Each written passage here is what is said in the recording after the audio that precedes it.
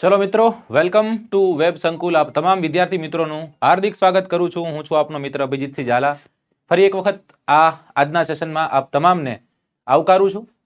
જે વાંચે ચોપડી તે ચોપડીને ખાય. આવી રીતે કંઈક આપણે આપણા સેશનની શરૂઆત કરી હતી લાસ્ટ, અને બહુ સાચી વાત છે. પાઠ્યપુસ્તકો ખૂબ મહત્વના હોય છે, બરાબર. એના મતલબ શું મહત્વ છે તો મેં તમને લાસ્ટ લેક્ચરમાં સમજાવ્યું. સાથોસાથ કઈ રીતના આપણે આગળ વધીશું એ પણ મેં તમને સમજાવ્યું. આજના લેક્ચરમાં એટલે કે લેક્ચર નંબર 2માં આપણે જ્યાં હતા ત્યાંથી આગળ વધવું છે. તો જેટલા પણ વિદ્યાર્થીઓ જોડાયા છો બધા એક વખત મને કન્ફર્મેશન આપી દેજો કે મારો અવાજ તમને એકદમ ટાપલા જેવો સંભળાય છે કે કેમ. અને સંભળાતો હોય તો એક વખત લાઈક કરી દો. લાઈક કરેલું એક બીજી વાર નહીં અડવાનું ભાઈ, બરાબર. ન કરી લાઈક નીકળી જાય, રાઈટ. ચલો, અને એક વખત શેરનું બટન દબાવી તમારા જે વિદ્યાર્થી મિત્રો તૈયારી કરતા હોય તમામ સુધી પહોંચાડો. કે પછી 6થા ધોરણ, 7મા ધોરણ, 8મા ધોરણ, 9મા ધોરણ, 10મા ધોરણ, કે પછી જેને સામાન્ય જ્ઞાનની જરૂર છે, મતલબ કે સાહેબ સામાન્ય જ્ઞાન જેને ગમતું હોય છે એવા તમામ લોકો સુધી આ વિડીયો તમે પહોંચાડી શકો છો. ચલો, ઓકે, ક્લિયર છે એકદમ સિગ્નલ ક્લિયર છે. ગાડી જે છે એ ગાડી ઉપડવા જઈ રહી છે, રાઈટ. ચલો, જય માતાજી, જય હિન્દ, તમામનું હાર્દિક સ્વાગત છે. રાજકોટ મ્યુનિસિપલ કોર્પોરેશનની જે ભરતી પ્રક્રિયા ચાલુ છે, ફોર્મ ભરાવાના શરૂ થઈ ગયા છે અને તમને શરૂ થવા જઈ રહ્યા છે. અને લગભગ જ્યાં સુધી મને ખ્યાલ છે ત્યાં સુધી જાન્યુઆરીના મધ્ય સુધી એ ફોર્મ છે એ ફોર્મ ભરાવાના છે. તો એ 128 જેટલી જગ્યાઓ આવી છે. અને આ જગ્યાઓ ખાસ કરીને ઘણા લોકો છે ને રાજકોટમાં જ રહેતા હોય, રાજકોટમાં જ રહેવા માંગતા હોય, છતાંય સરકારી પરીક્ષાની તૈયારી કરી, સરકારી કોઈ જોબ છે એ લેવા માંગતા હોય, સિક્યોર કરવા માંગતા હોય, એવા વિદ્યાર્થીઓ માટે ગોલ્ડન ઓપોર્ચ્યુનિટી છે આ રાજકોટ મ્યુનિસિપલ કોર્પોરેશનની જે ક્લર્કની ભરતી છે. કે તો અમારે ત્યાં આવો, પણ એમ કહું છું તૈયારી કરીને પાસ થાજો, રાઈટ. હવે આના માટે વેબ સંકુલ શું કરી શકે? રાજકોટ હોય, રાજકોટ કોણ છે?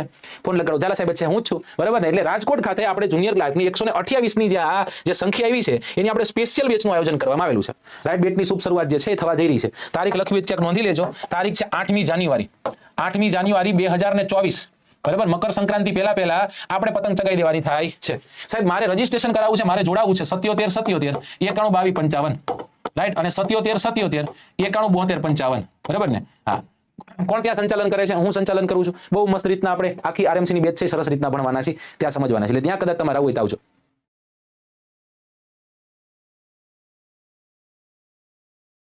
ચલો ત્યારે આગળ વધીએ. પહેલો પ્રશ્ન તમારી સ્ક્રીન પર આપું એની પહેલા હું તમને જણાવીશ કે લાસ્ટ લેક્ચરમાં આપણે chapter number 1, chapter number 2, chapter number 3 ભણ્યા હતા. એમાં સમાજ વિદ્યા જે છે એ સમાજ વિદ્યાના જે પણ કોન્સેપ્ટ છે આપણે જોયા. નોર્મલી શું હતું એમાં? ઇતિહાસ હતો. હવે એને જ આપણે આગળ વધારવો છે. રિવિઝન સ્વરૂપે પણ આપણે જોશું આપણે શું ભણ્યા હતા. ખાસ તો સાહેબ આપણે ઇતિહાસ ભણ્યા હતા, રાઈટ. અને ઇતિહાસ જે છે, ઇતિહાસ કઈ રીતના છે, ઇતિહાસનું વિવરણ કઈ રીતના છે, ઇતિહાસના પુસ્તકો કઈ રીતના છે, એ બધું પણ આપણે કંઈક જોયું હતું, રાઈટ. તો સૌથી પહેલો પ્રશ્ન તમને હું પૂછું છું ફરી એક વખત, જલ્દીથી આપણે રિવિઝન કરી નાખીએ. ઇતિહાસના પિતા કોણ છે? જલ્દીથી જેટલા પણ લોકો જોડાયેલો છે જવાબ દેજો.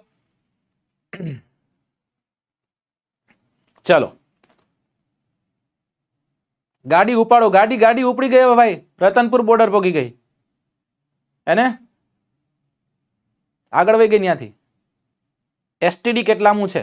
સ્ટાન્ડર્ડ 6 છે. ધીમે કરીને મજર ભાંગવાનો છે ભાઈ. એક વખત શેર કરી દો સાહેબ, શેર કરી દેજો. ઓહો, બધા લોકો એકદમ કોથળો ભરીને આન્સર આપે છે સાહેબ. હેરોડોટ્સ છે, એ હેરોડોટ્સને આપણે ઇતિહાસના પિતા કહીએ છીએ. ભારતના ઇતિહાસના પિતા પૂછે તો મેગેસ્થનીસ છે. કોણ છે ભાઈ? મેગેસ્થનીસ છે. સાથોસાથ આપણે જોયું તો કે હિસ્ટ્રી જે છે, ઇતિહાસ છે ને કેટલા ભાગમાં વહેંચીને ભણીશું દોસ્તો? તો ઇતિહાસને આપણે 3 ભાગમાં વહેંચીને ભણ્યા હતા. હું ખોટો હોય તો મને ઉભો રાખી દેજો સાહેબ, અહીંયા ઉભા રહી જાવ એમ. અને જે છોકરાઓ પહેલા લેક્ચરમાં જોડાયા હતા, બીજા લેક્ચરમાં નથી જોડાયા, એ લોકોને જરૂરથી જણાવીશ કે લાસ્ટ લેક્ચરમાં આપણાથી એક ભૂલ થઈ હતી. અને આ મોટી એવી મેદની સમક્ષ મારી ભૂલને સ્વીકારું છું દોસ્તો. અને એ ભૂલ એ હતી કે ઈસવીસન પૂર્વે 5મી સદીના જે સિક્કાઓ છે દોસ્તો, પંચમાર્કના જે સિક્કાઓ આપણે જોયા હતા, એ ઈસવીસન પૂર્વે આવશે.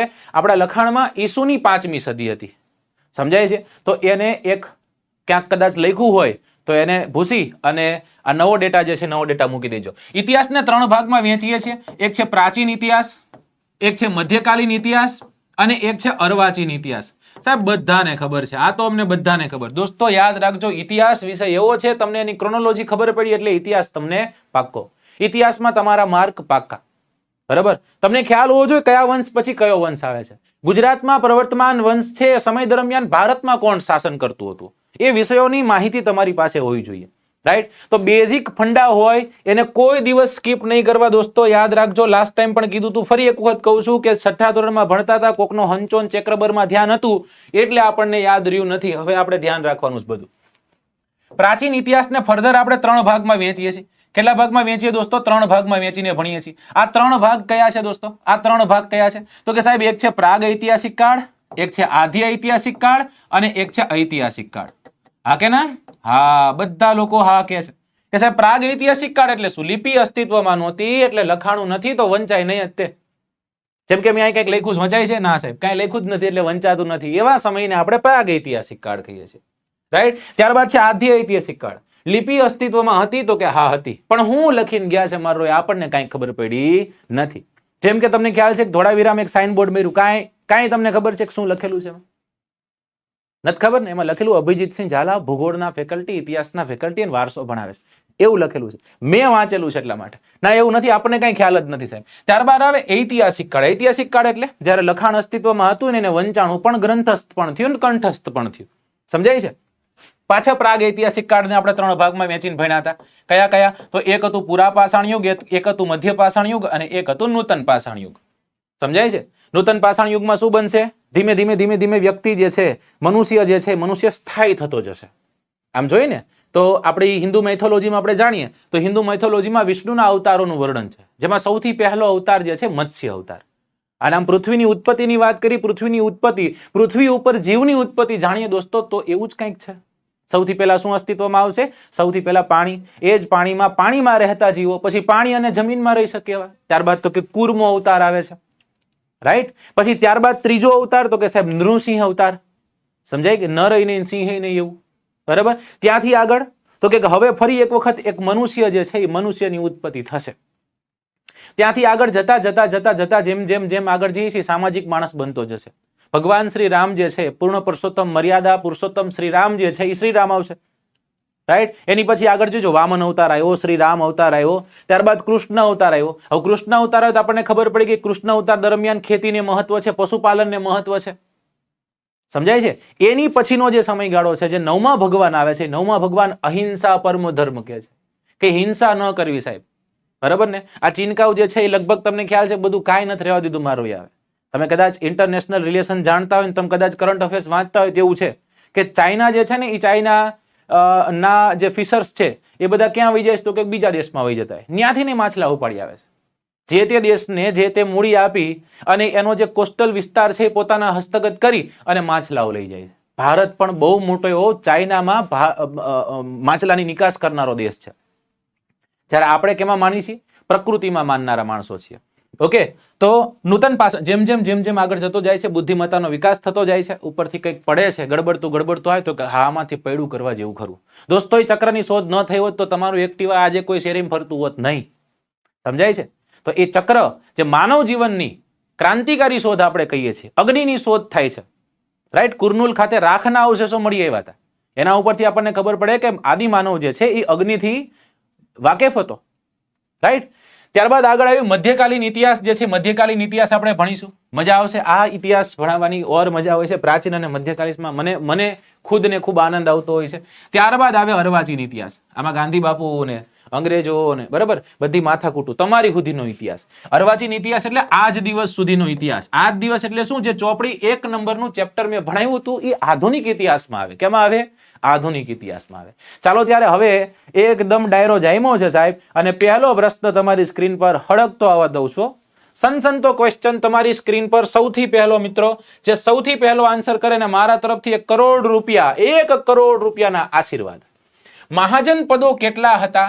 ઓપ્શન એ 17, બી 18, સી 16 અને ડી 19. પહેલો પ્રશ્ન છે સાહેબ, આનો આન્સર તો બધાને આવડવો જોઈએ અને તમે એટલા હોશિયાર છો કે તમે આનો આન્સર કરવાના છો, મને ખ્યાલ છે. ચલો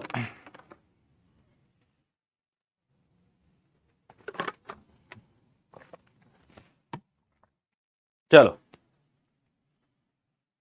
અચ્છા,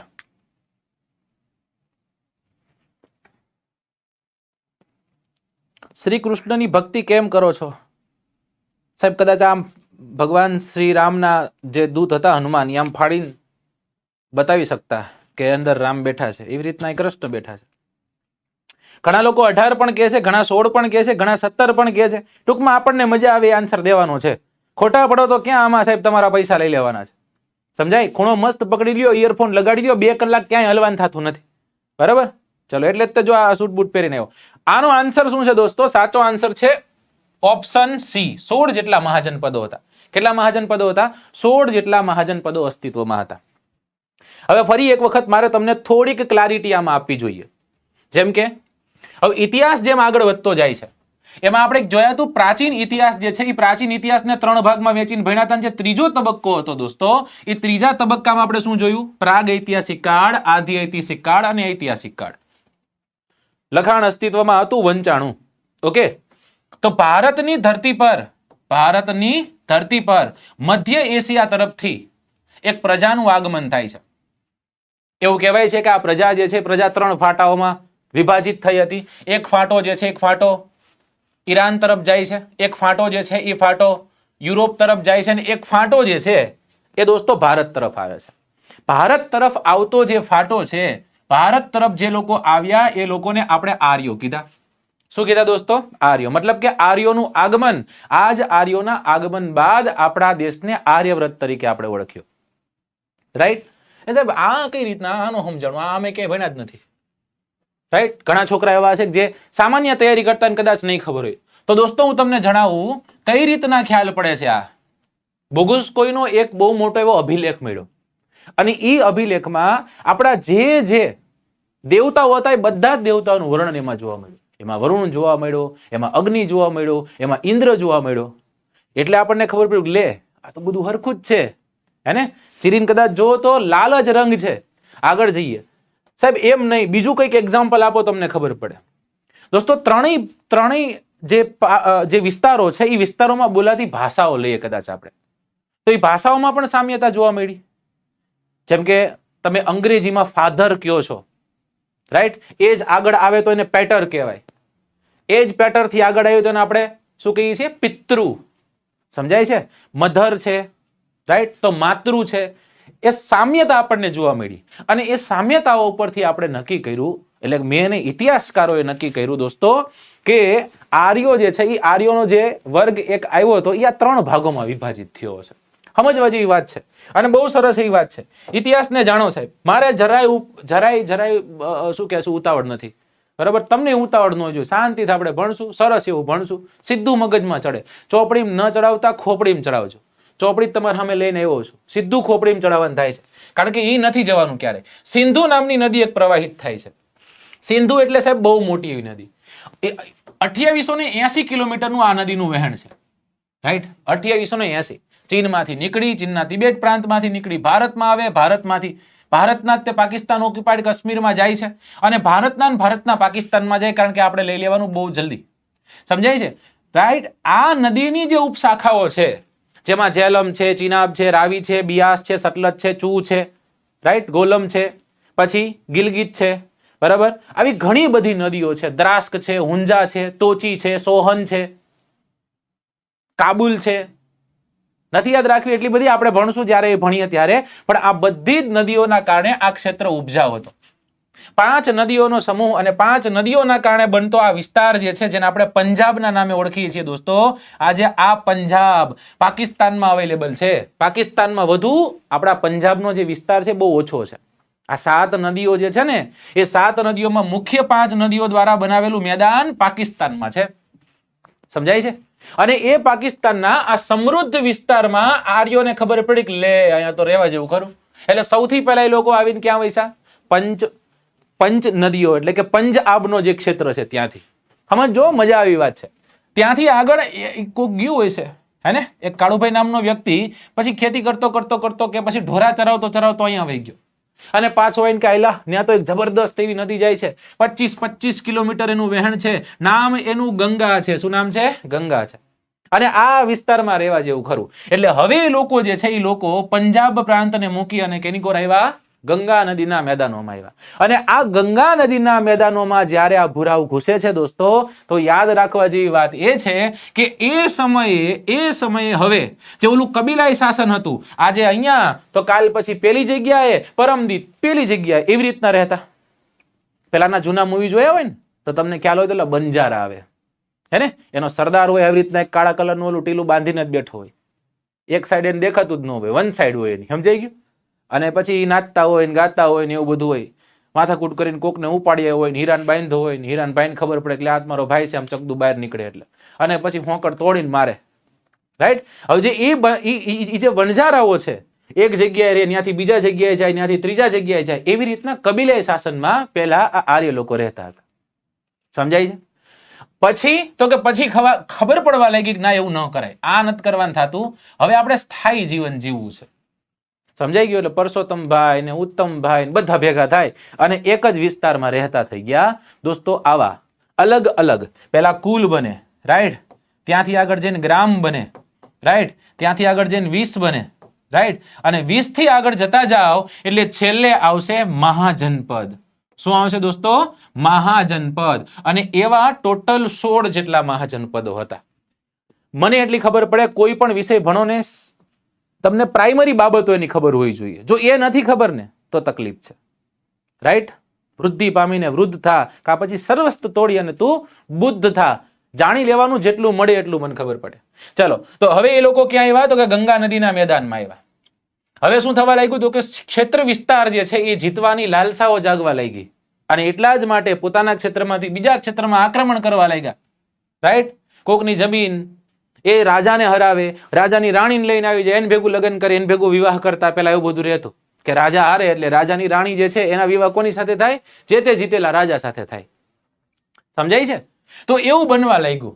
અને અંતે પછી આપણી ભારતીય સંસ્કૃતિ જે છે, ભારતીય સંસ્કૃતિમાં આ જ ઇતિહાસમાં 16 મહાજનપદોમાંથી એક મહાજનપદ જે છે એ મહાજનપદે પોતાનું અસ્તિત્વ જમાવ્યું, અને એનું નામ છે મગધીરા, એટલે કે મગધ. એને મગધીરા નહીં, આ તો યાદ રાખવા માટે. મગધ જે છે એ મગધે પોતાનો સામ્રાજ્ય વિસ્તાર કરી અને પોતાના સીમાડાઓ મજબૂત કર્યા. અહીંથી આવે એટલે શોટ લાગે 100%.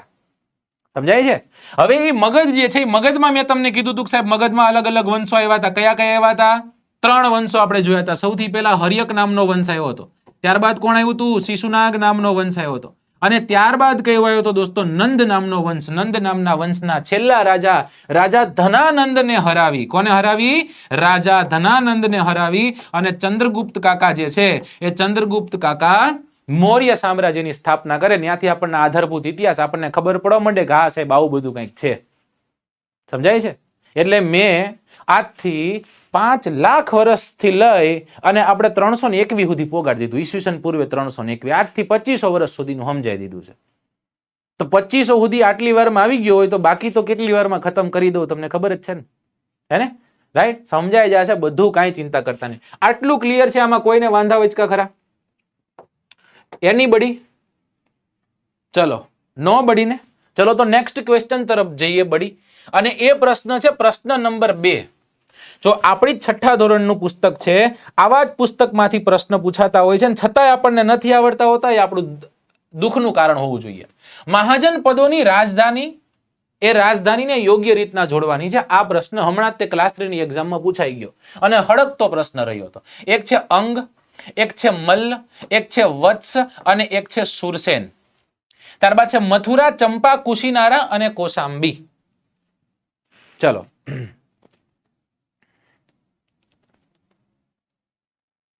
આપણે આપણામાં ધ્યાન દેશું, આપણે બીજી કોઈ વાતોમાં ધ્યાન નહીં દઈએ.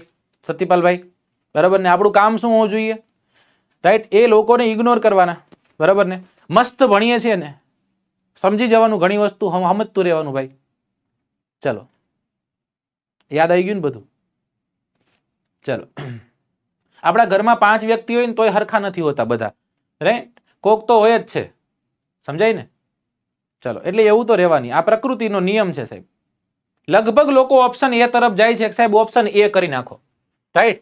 તો તમે જેટલા લોકો જોડાયેલા છો ને બધા કહો છો જે ઓપ્શન એ સાચો છે, એ લોકોને કહીશ કે હા તમે અહીંયા એકદમ પરફેક્ટલી કરેક્ટ છો. કે ઓપ્શન એ માં જે પહેલું એ આપ્યું છે કે અંગની રાજધાની કઈ હતી દોસ્તો? તો કે ચંપા હતી. ત્યારબાદ મલની રાજધાની કઈ હતી? કુશીનારા. આ તો ક્યાંક તમે સાંભળ્યું હશે કદાચ, કોઈ ભગવાન સાથે જોડાયેલી વાત છે એટલા માટે. ત્યારબાદ સુરસેન જે છે એ સુરસેનની રાજધાની કઈ હતી? તો કે નહીં, વત્સની રાજધાની કઈ હતી? કોસાંબી. અને સુરસેનની કઈ હતી? તો કે મથુરા હતી. કઈ રાજધાની હતી? મથુરા હતી. એને લોક કરી દીધું, તાળો મારીને ચાવીનો ઘા કરી દીધો ભાઈ કેદુનો. મહાજન પદો યાદ રાખવા માટે ટ્રીક બનાવીશ, કંઈક બનાવશું. ચલો આપણે, મારા પર ભરોસો છે ને તમને? મારા પર ભરોસો છે કે કેમ? સોનું, તને મારા પર ભરોસો છે કે છે ને?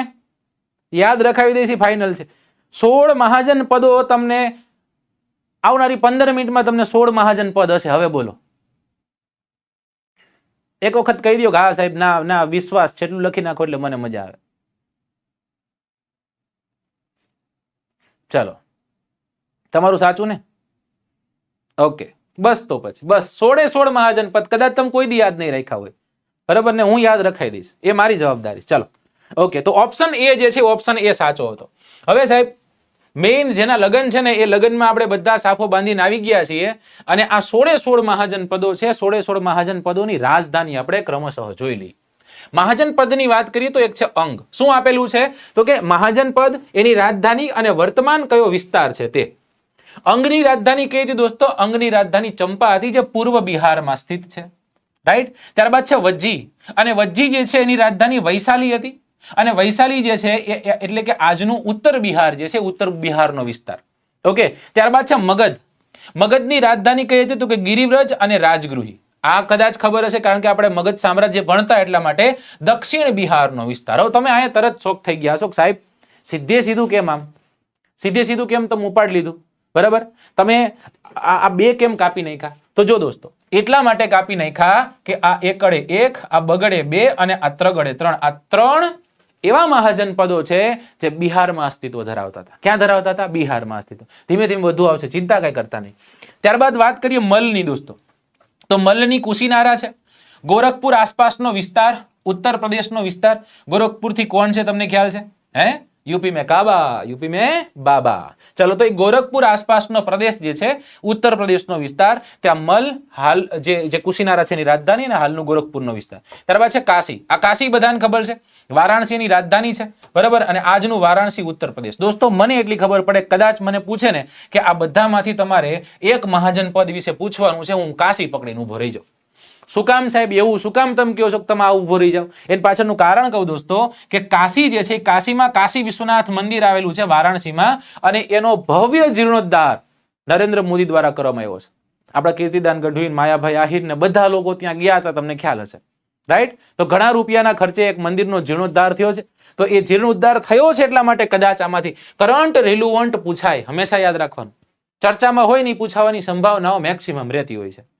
રાઈટ. ઇઝરાયલનું યુદ્ધ થતું હોય, પેલેસ્તીનનું યુદ્ધ થતું હોય, રશિયા યુક્રેનનું યુદ્ધ થતું હોય, તો એમાંથી બોર્ડરના પ્રશ્ન પૂછાય જ તે. તમને 770 વાર વેબ સંકુલ કહે છે કે ભાઈ આવા પ્રશ્નોને ધ્યાન દેજો, છતાંય તમે એમ કે નહીં, ઈ અહંગ્રો કાઢ નાખવાનો છે આપણે. સમજાય છે? ઝૂમ કરવાની જરૂર નથી, હું બોલું છું, લખી નાખવાનું. ચલો, ત્યાંથી આગળ જઈએ. કૌશલ. કૌશલ જે છે, કૌશલની રાજધાની શ્રાવસ્તી હતી અને અયોધ્યા હતી. કઈ નદીના કિનારે છે અયોધ્યા? મને જાણ કરજો. અવધ, એટલે કે આજનું ઉત્તર પ્રદેશના અવધનો વિસ્તાર છે, એ જગ્યા પર કૌશલ હતી. ત્યારબાદ છે વત્સ, અને વત્સની રાજધાની કોસાંબી હતી. પ્રયાગરાજ આસપાસનો પ્રદેશ, ઉત્તર પ્રદેશ. ચૈદી નામનું મહાજન પદ, રાઈટ. સુક્તિમતી એની રાજધાની. યમુના અને નર્મદા વચ્ચેનો જે વિસ્તાર, મધ્ય ભારતનો જે વિસ્તાર છે, એ વિસ્તારમાં હતી. યાદ રહી ગયું કે નહીં? નથી યાદ રહ્યું? કાંઈ વાંધો નહીં, યાદ રખાવીશ, તમારે રાહ જોવી પડશે થોડીક. ચલો, ત્યારબાદ પાંચાલ, બધાને ખ્યાલ છે. અહિછત્ર અને કામ્પિલ્ય, રાઈટ. બદાયુ, બરેલી આસપાસનો ઉત્તર પ્રદેશનો વિસ્તાર. મિત્રો મારા ઉભા રહી જાઓ થોડીક વાર. એને સાહેબ પાંચાલ પ્રદેશ એટલે તો સાહેબ હવે સુરેન્દ્રનગર સુધીનો વિસ્તાર. હવે તમે ખોટું ભણાવો છો. પાંચાળી આઈ નહીં, અર્જુને ઓલી માછલીની આંખ ટાંકી દીધી હતી ને, એ પાંચાલ વિસ્તારમાં ટાંકી દીધી હતી. એ તો અમારા સુરનગરનો વિસ્તાર. 5 ઋષિઓ, ઓદિત્ય, ગાવિલ, બૃહસ્પતિ, અંગિરા અને કણવ, આ 5 ઋષિઓએ વિસ્તારને પવિત્ર કર્યો એટલે પાંચાળ થયો. બહુ સાચી વાત છે. પરંતુ જ્યારે તમે હિન્દી પુસ્તકો વાંચશો દોસ્તો, એમાં તમને પાંચાળ પ્રદેશ એટલે અહિછત્ર, કામ્પિલિયની રાજધાની, બદાયુ બરેલીનો વિસ્તાર. સમજો આ વાતને. ત્યાંથી આગળ જઈએ સુરસેન. સુરસેનની રાજધાની કઈ દોસ્તો? મથુરા. મથુરા આસપાસનો વિસ્તાર, હાલે મથુરા છે તે ઉત્તર પ્રદેશમાં. મથુરા કઈ નદીના કિનારે? તમે મને જણાવજો. મથુરા કઈ નદીના કિનારે સ્થિત છે? તમારે મને કહેવાનું છે. ત્યારબાદ છે કુરુ. કુરુની રાજધાની હતી ઇન્દ્રપ્રસ્થ, હાલનો દિલ્હી અને મેરઠ આસપાસનો વિસ્તાર. અશ્મક નામનું એકમાત્ર દક્ષિણ ભારતમાં સ્થિત એવું એક મહાજનપદ હતું અને પોડન્યા જે છે એ એની રાજધાની હતી દોસ્તો. ગોદાવરી નદીના કિનારે, ગોદાવરી નામની નદીના કિનારે આ મહાજનપદ અસ્તિત્વ ધરાવતું હતું. અવંતી, તો કે હા સાહેબ, અવંતી નરેશ સાથે ઓલા યશોવર્માન, નરવર્માન, માળવાન, આ બધો વિસ્તાર કદાચ તમે ગુજરાતના ઇતિહાસમાં, ગુજરાતના પ્રારંભિક ઇતિહાસ ભણતા હોય તેમાં તમે ક્યાંક સાંભળ્યો હશે. તો એ અવંતીનાથનું બિરુદ ધારણ કર્યું તમને ખબર, સિદ્ધરાજ જયસિંહે. ત્યારબાદ છે મત્સ્ય, તો કે વિરાટનગર, જયપુર, રાજસ્થાન પાસેનો વિસ્તાર છે. ત્યારબાદ છે ગાંધાર, તક્ષશિલા, પેશાવર અને રાવલપિંડીનો વિસ્તાર. ત્યારબાદ છે કંબોજ, તો કે લાજપુર એટલે કે નૈઋત્ય કાશ્મીર આસપાસનો વિસ્તાર. યાદ રહી ગયું કે નહીં? નથી યાદ રહ્યું સાહેબ. યાદ રખાવાની જવાબદારી લીધી છે સાહેબ. 100% પૈસા પાછા એવું તમને મેં કીધું છે. તો આ બધા જ મહાજનપદો તમારી સામે મૂકી દીધા છે, પહેલા જોઈ લીજો. પ્રશ્ન હું તમને પૂછું એવો કે સાહેબ મહાજનપદો અસ્તિત્વ ધરાવે છે એ અમને ખબર છે, પણ મહાજનપદો જે છે એ કયા પુસ્તકોમાં વર્ણવ્યા છે? જેમ કે જિલ્લા માટે સારું પુસ્તક હોય તો મારું, ખાલી વાત થાય છે.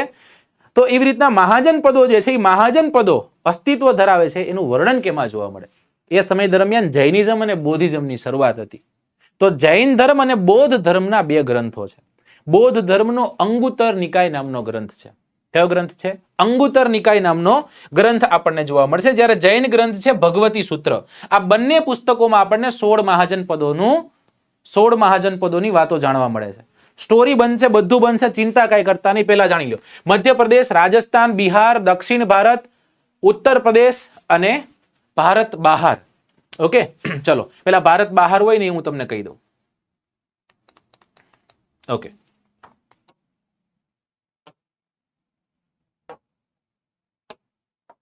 કોઈ વયા ન જતા હો.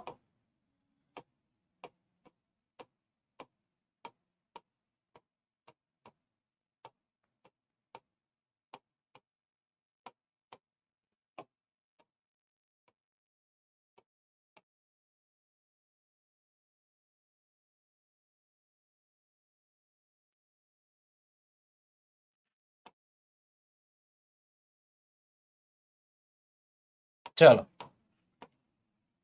આ આપણું ભારત છે, રાઈટ?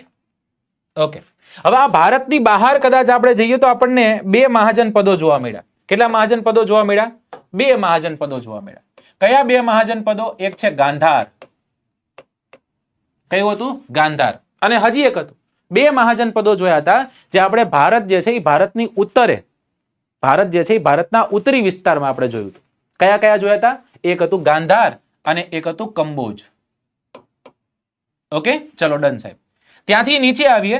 કદાચ તમને મધ્યપ્રદેશના વિસ્તારમાં જાઓ તો મધ્યપ્રદેશના વિસ્તારમાં તમને અવંતી એટલે કે માળવાનો, અવંતીનો જે વિસ્તાર છે જોવા મળે. એટલે એના ઉપરથી તમને યાદ રહી જાય. બે ચાર મહાજનપદો એવા છે જેને આપણે યાદ રાખવાનું છે. જેમ કે દક્ષિણમાં જાઓ તો અસ્મક, કોને યાદ ન રહે? એકમાત્ર છે એટલા માટે યાદ રાખવાનું. અસ્મક એકમાત્ર છે એટલા માટે યાદ રાખવાનું છે. દોસ્તો, આટલા બધા મહાજનપદોમાં બિહારમાં ટોટલ 3 મહાજનપદો હતા. 8 જેટલા મહાજનપદો ઉત્તર પ્રદેશમાં હતા. એક મહાજનપદ રાજસ્થાનમાં સ્થિત હતું. એક મહાજનપદ મધ્યપ્રદેશમાં સ્થિત હતું. એક મહાજનપદ જે છે હાલનું તેલંગાણા, મહારાષ્ટ્રનો જે વિસ્તાર છે ત્યાં સ્થિત હતું. અને 2 મહાજનપદો ભારતની બહાર સ્થિત હતા. ગણો જોઈએ. 8, 9, 10, 11, 12, 13, 14, 15 અને 16. 16 થઈ ગયા. 16 થઈ ગયા. હા સાહેબ, ચલો ખબર પડી ગઈ. બાકી બધો ખીચડો અહીંયા છે. શું કામ છે? એના પાછળનું કારણ ગંગા નામની નદી, એકદમ ફળદ્રુપ નદી, એના કારણે આપણને યાદ રહે છે. સાહેબ તમે કઈક ટ્રીક દેવાના હતા. જો, અવંતી આપણને યાદ રહી જવાનું છે મધ્યપ્રદેશમાં, મત્સ્ય યાદ રહી જવાનું છે રાજસ્થાનમાં, અસ્મક યાદ રહી જવાનું છે દક્ષિણ ભારતમાં. આ બેને યાદ રાખો, ગાંધાર અને કંબોજ. ગાંધાર અને કંબોજ યાદ રહી જાય એમ જ છે. બાકીના આ રહ્યા ને, આ જ અઘરા છે અને આને યાદ રાખવાની જવાબદારી મેં લીધી છે. ચલો આપણે આવીએ દોસ્તો. 2 or more cells groups together and form tissue. 2 કરતા વધારે કોષો ભેગા થઈ અને શું બનાવે છે દોસ્તો? તો કે સાહેબ પેશી બનાવે છે. 2 થી વધારે પેશી ભેગી થઈને અંગ બનાવે. 2 થી વધારે અંગ ભેગા થઈને તંત્ર બનાવે છે, સિસ્ટમ બનાવે છે દોસ્તો. 2 થી વધારે સિસ્ટમ ભેગા થઈને મનુષ્યનું શરીર બનાવે. સાંભળ્યું કે નહીં આવું? સાહેબ આવું તો સાંભળ્યું છે, રાઈટ? હવે સમજો આખી વાતને. તો પછી એક અંગ છે અને એ છે મગજ. શું છે? અંગ છે ને એક છે મગજ. આપણે કહેવાનું ભાઈજીનું મગજ બિહારમાં છે. ભાઈજી જે છે એ ભાઈજીનું એક અંગ, ભાઈજીનું એક અંગ બિહારમાં છે. પેલાના લોકો હતા ને, હે ને કે સર કટે ઓર ધર લડે વો રાજપૂત. એવી રીતના એ ભાઈજીનું અંગ ક્યાં પડ્યું દોસ્તો? કે ભાઈજીનું એક અંગ બિહારમાં પડ્યું. કોઈને વાંધો કરવામાં યાદ રેક નો રે? ભાઈજીનું એક અંગ બિહારમાં પડ્યું છે. ભાઈજી એટલે વજ્જી, સમજો, ભાઈજી એટલે વજ્જી. ઓકે, અંગ તો કે અંગ ખબર જ છે આપણને. અને પછી શું છે તો કે મગધ એટલે કે મગજ. રાઈટ, ડન, કમ્પ્લીટ થઈ ગયું. હવે આપણે કાશી છે, કૌશલ છે, મલ્લ છે, વત્સ છે, કુરુ છે, પંચાલ છે, સુરસેન છે અને ચૈદી છે. આટલું છે. ઓકે, હવે જો દોસ્તો હું એક ટ્રીક આપું છું. કૌશલા નામની એક દાસી છે. કોણ છે દોસ્તો? કૌશલા નામની એક દાસી છે. એ કૌશલા નામની એક દાસી સાથે, કૌશલા નામની એક દાસી સાથે મલ્લ નામના વત્સને, મલ્લ નામનો એક વત્સ છે. વત્સ એટલે શું થાય દોસ્તો? વત્સ એટલે શિષ્ય થાય. એના ગુરુએ મલ્લ નામના વત્સને કીધું તો કે તું કૌશલા નામની દાસી સાથે 14 વર્ષ, કેટલા વર્ષ? 14 વર્ષ તું પાંચાળમાં વહી જા ભાઈ. ક્યાં વહી જવાનું કીધું? પાંચાળમાં વહી જવાનું કીધું. રાઈટ, આ પાંચાળ આવી ગયું. રાઈટ, અને ચૈદી એટલે 14 વર્ષ આવી ગયું. આવું કોણે કીધું તું? તો કે એક ગુરુએ કીધું તું. એ ગુરુનું નામ શું હતું? તો કે સુરસેન હતું. કોણ હતું દોસ્તો? સુરસેન નામના ગુરુ. રાઈટ, પ્રોમિસ સાથે અને એકદમ નિખાલસતાથી એક વાત કહું દોસ્તો, આ બંને સૂત્ર જે નીકળ્યા ને અત્યારે નીકળ્યા. મને મારા પર ભરોસો હતો હું તમને યાદ રખાઈ દઈશ. મને મારા પર ભરોસો હતો ગમે એમ કરીને હું મેળ પાડી દઈશ. હવે યાદ રાખો. ઓકે, ઓલા ખાચરભાઈ જે શોર્ટકટ દીધી ને એની શોર્ટકટ લેવી પડે. V2A3M3K4 GPSC. ભાઈ આને પછી યાદ રાખવાનું હું હતું ને એ પાછું કરવું પડે. રાઈટ, ચલો દાસી સાંભળી અને રમા યાદ આવી ગઈ. ભાઈ ભાઈ કલાપી યાદ આવી ગયા ને? કે જ્યાં જ્યાં નજર મારી ઠરે ત્યાં યાદી ભરી છે આપની. હે ને? ચલો, હા, બધાને મજા આવે છે, યાદ રહી જાય એમ છે. ફરી એક વખત, મલ્લ નામના વત્સને એના ગુરુએ શું કીધું? કે કૌશલા નામની દાસી સાથે તું 14 વર્ષ પાંચાળમાં વહી જા. કોણે કીધું? ગુરુ સુરસેને કીધું. ઓકે, કારણ કે આ બધાને મારી નાખે છે કે બિહારમાં નો રે ભાઈ તું. કેમ? તો કે સાહેબ તમને ખબર છે ભાઈજીને કાપી નાખ્યા. ભાઈજીનું એક અંગ બિહારમાં પડ્યું છે. ક્યાં પડ્યું છે? ભાઈજીનું એક અંગ બિહારમાં પડ્યું. સાહેબ 8 + 3 એટલે 11 થાય. મેથ્સનો શિક્ષક જરાય નથી હું સાહેબ. મેથ્સના આપણે ખૂબ સારા એવા શિક્ષક છે, બરાબર ને? બંને ભાઈઓ ખૂબ સારી રીતના ભણાવે છે. તો 8 + 3 એટલે 11 થાય. હું એમ કહું છું કે બાકીના તો યાદ રહી જ જાય ને સાહેબ. અસ્મક કોને યાદ નથી રહેવાનું? બધાને યાદ રહેવાનું. એકમાત્ર દક્ષિણમાં છે એટલા માટે. કાંબોજ અને ગાંધાર કેમ નહીં યાદ રાખી? રાખવું પડશે, ભારતની બહાર છે એટલા માટે. અને મત્સ્ય યાદ રહી જાય ને અવંતી યાદ રહી જાય. ના રોજ નથી આવતો, બરાબર ને? હું જાપતાન જેમ આવું છું. તમે કયો છો? ચલો,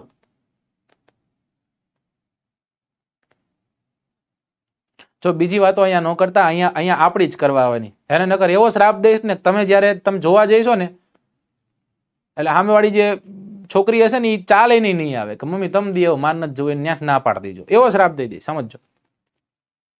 સમજાય છે? ચલો હું સાઈડમાં આવ્યો છું, સ્ક્રીનશોટ ખેંચી લ્યો.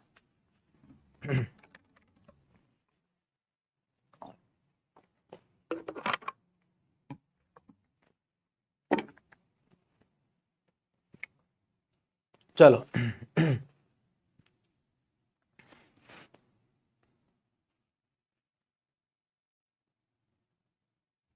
થઈ ગયું કમ્પ્લીટ?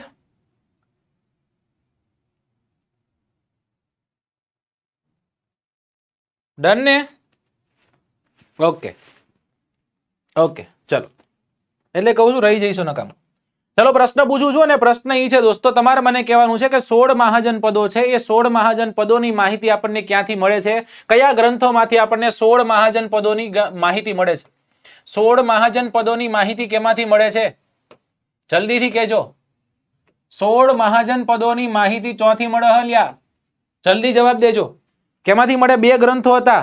સર લેક્ચરની પીડીએફ ટેલિગ્રામમાં મળી જશે. ટેલિગ્રામની લિંક ડિસ્ક્રિપ્શનમાં આપી દીધેલી છે, મળી જશે દોસ્તો. ત્યાં 2 ગ્રંથો હતા. એક બૌદ્ધ ધર્મનો એક ગ્રંથ હતો અને એક જૈન ધર્મનો એક ગ્રંથ હતો. જૈન ધર્મનો ગ્રંથ હતો જેનું નામ હતું ભગવતી સૂત્ર. કયો હતો દોસ્તો? ભગવતી સૂત્ર. જ્યારે બૌદ્ધ ધર્મનો એક ગ્રંથ હતો અને એ હતો અંગુત્તર નિકાય. કયો ગ્રંથ હતો દોસ્તો? અંગુત્તર નિકાય નામનો ગ્રંથ હતો. ઓકે, ચલો કમ્પ્લીટ. સરસ સરસ સરસ, વેરી ગુડ. તો 16 મહાજનપદોની માહિતી આપણને મળી ગઈ. એમાં 2 ભારતની બહાર હતા દોસ્તો. આ ભારતની બહાર હતા એ 2 કયા હતા? એક હતું કામ્બોજ અને બીજું કયું હતું દોસ્તો? બીજું જે છે એ બીજું હતું ગાંધાર. રાઈટ? આ બંને આપણને બહાર જોવા મળ્યા. ત્યાંથી ભારતમાં આપણે જોયું તો ભારતમાં કેટલા વધ્યા? 14 વધ્યા. અને એ 14 માંથી તમને ખ્યાલ છે મત્સ્ય નામનું એક મહાજનપદ રાજસ્થાનમાં જોવા મળ્યું. રાઈટ?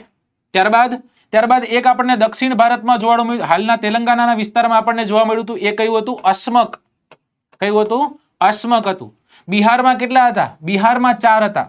મધ્યપ્રદેશમાં આપણને એક જોવા મળ્યું હતું અવંતી. અવંતી જે છે મધ્યપ્રદેશમાં જોવા મળ્યું હતું. બિહારમાં 3 જોવા મળ્યા હતા. આપણે શું કીધું દોસ્તો? ભાઈજીનું એક અંગ બિહારમાં પડ્યું છે એટલે કે વજ્જી. ભાઈજી એટલે વજ્જી. ભાઈજીનું એક અંગ. કયું અંગ? તો કે સાહેબ મગધ જે છે એટલે કે ભાઈજીનું મગજ બિહારમાં પડ્યું છે. Okay, done. ચાલો, યાદ રહી જાય છે ને? ખાતરી સાથે કહો, આંખ બંધ કરીને એક વખત એને રિમાઇન્ડ કરવાનો પ્રયત્ન કરો કે મને યાદ રહે છે કે નહીં. અને જો યાદ ન રહે સાહેબ ડોક્ટરને બતાવો, કાંઈક લોચો છે. ચલો, ડન. નેક્સ્ટ ક્વેશ્ચન તરફ જઈએ આપણે. બાકીના હવે 8 લગતા ફરી ટાઈમ ખોટો લેવાઈ જશે. રાઈટ? કાશી, કૌશલ, મલ ને બધા છે. Question number 3 on your screen કે રાજાશાહી રાજતંત્રમાં બુદ્ધના સમયમાં કયું રાજ્ય શક્તિશાળી મહાજનપદ બન્યું હતું? કૌશલ, મગધ, અવંતી અને વત્સ. બધાને આન્સર આવડવાનો છે, મને ખબર છે. બધાને આનો આન્સર આવડવાનો. આનો આન્સર આપો સાહેબ. બસ કોન્ફિડન્સ જોઈ છે મને, તમારામાં કોન્ફિડન્સ જોઈ છે ભાઈ. મારું નામ અભિજીતસિંહ ઝાલા છે.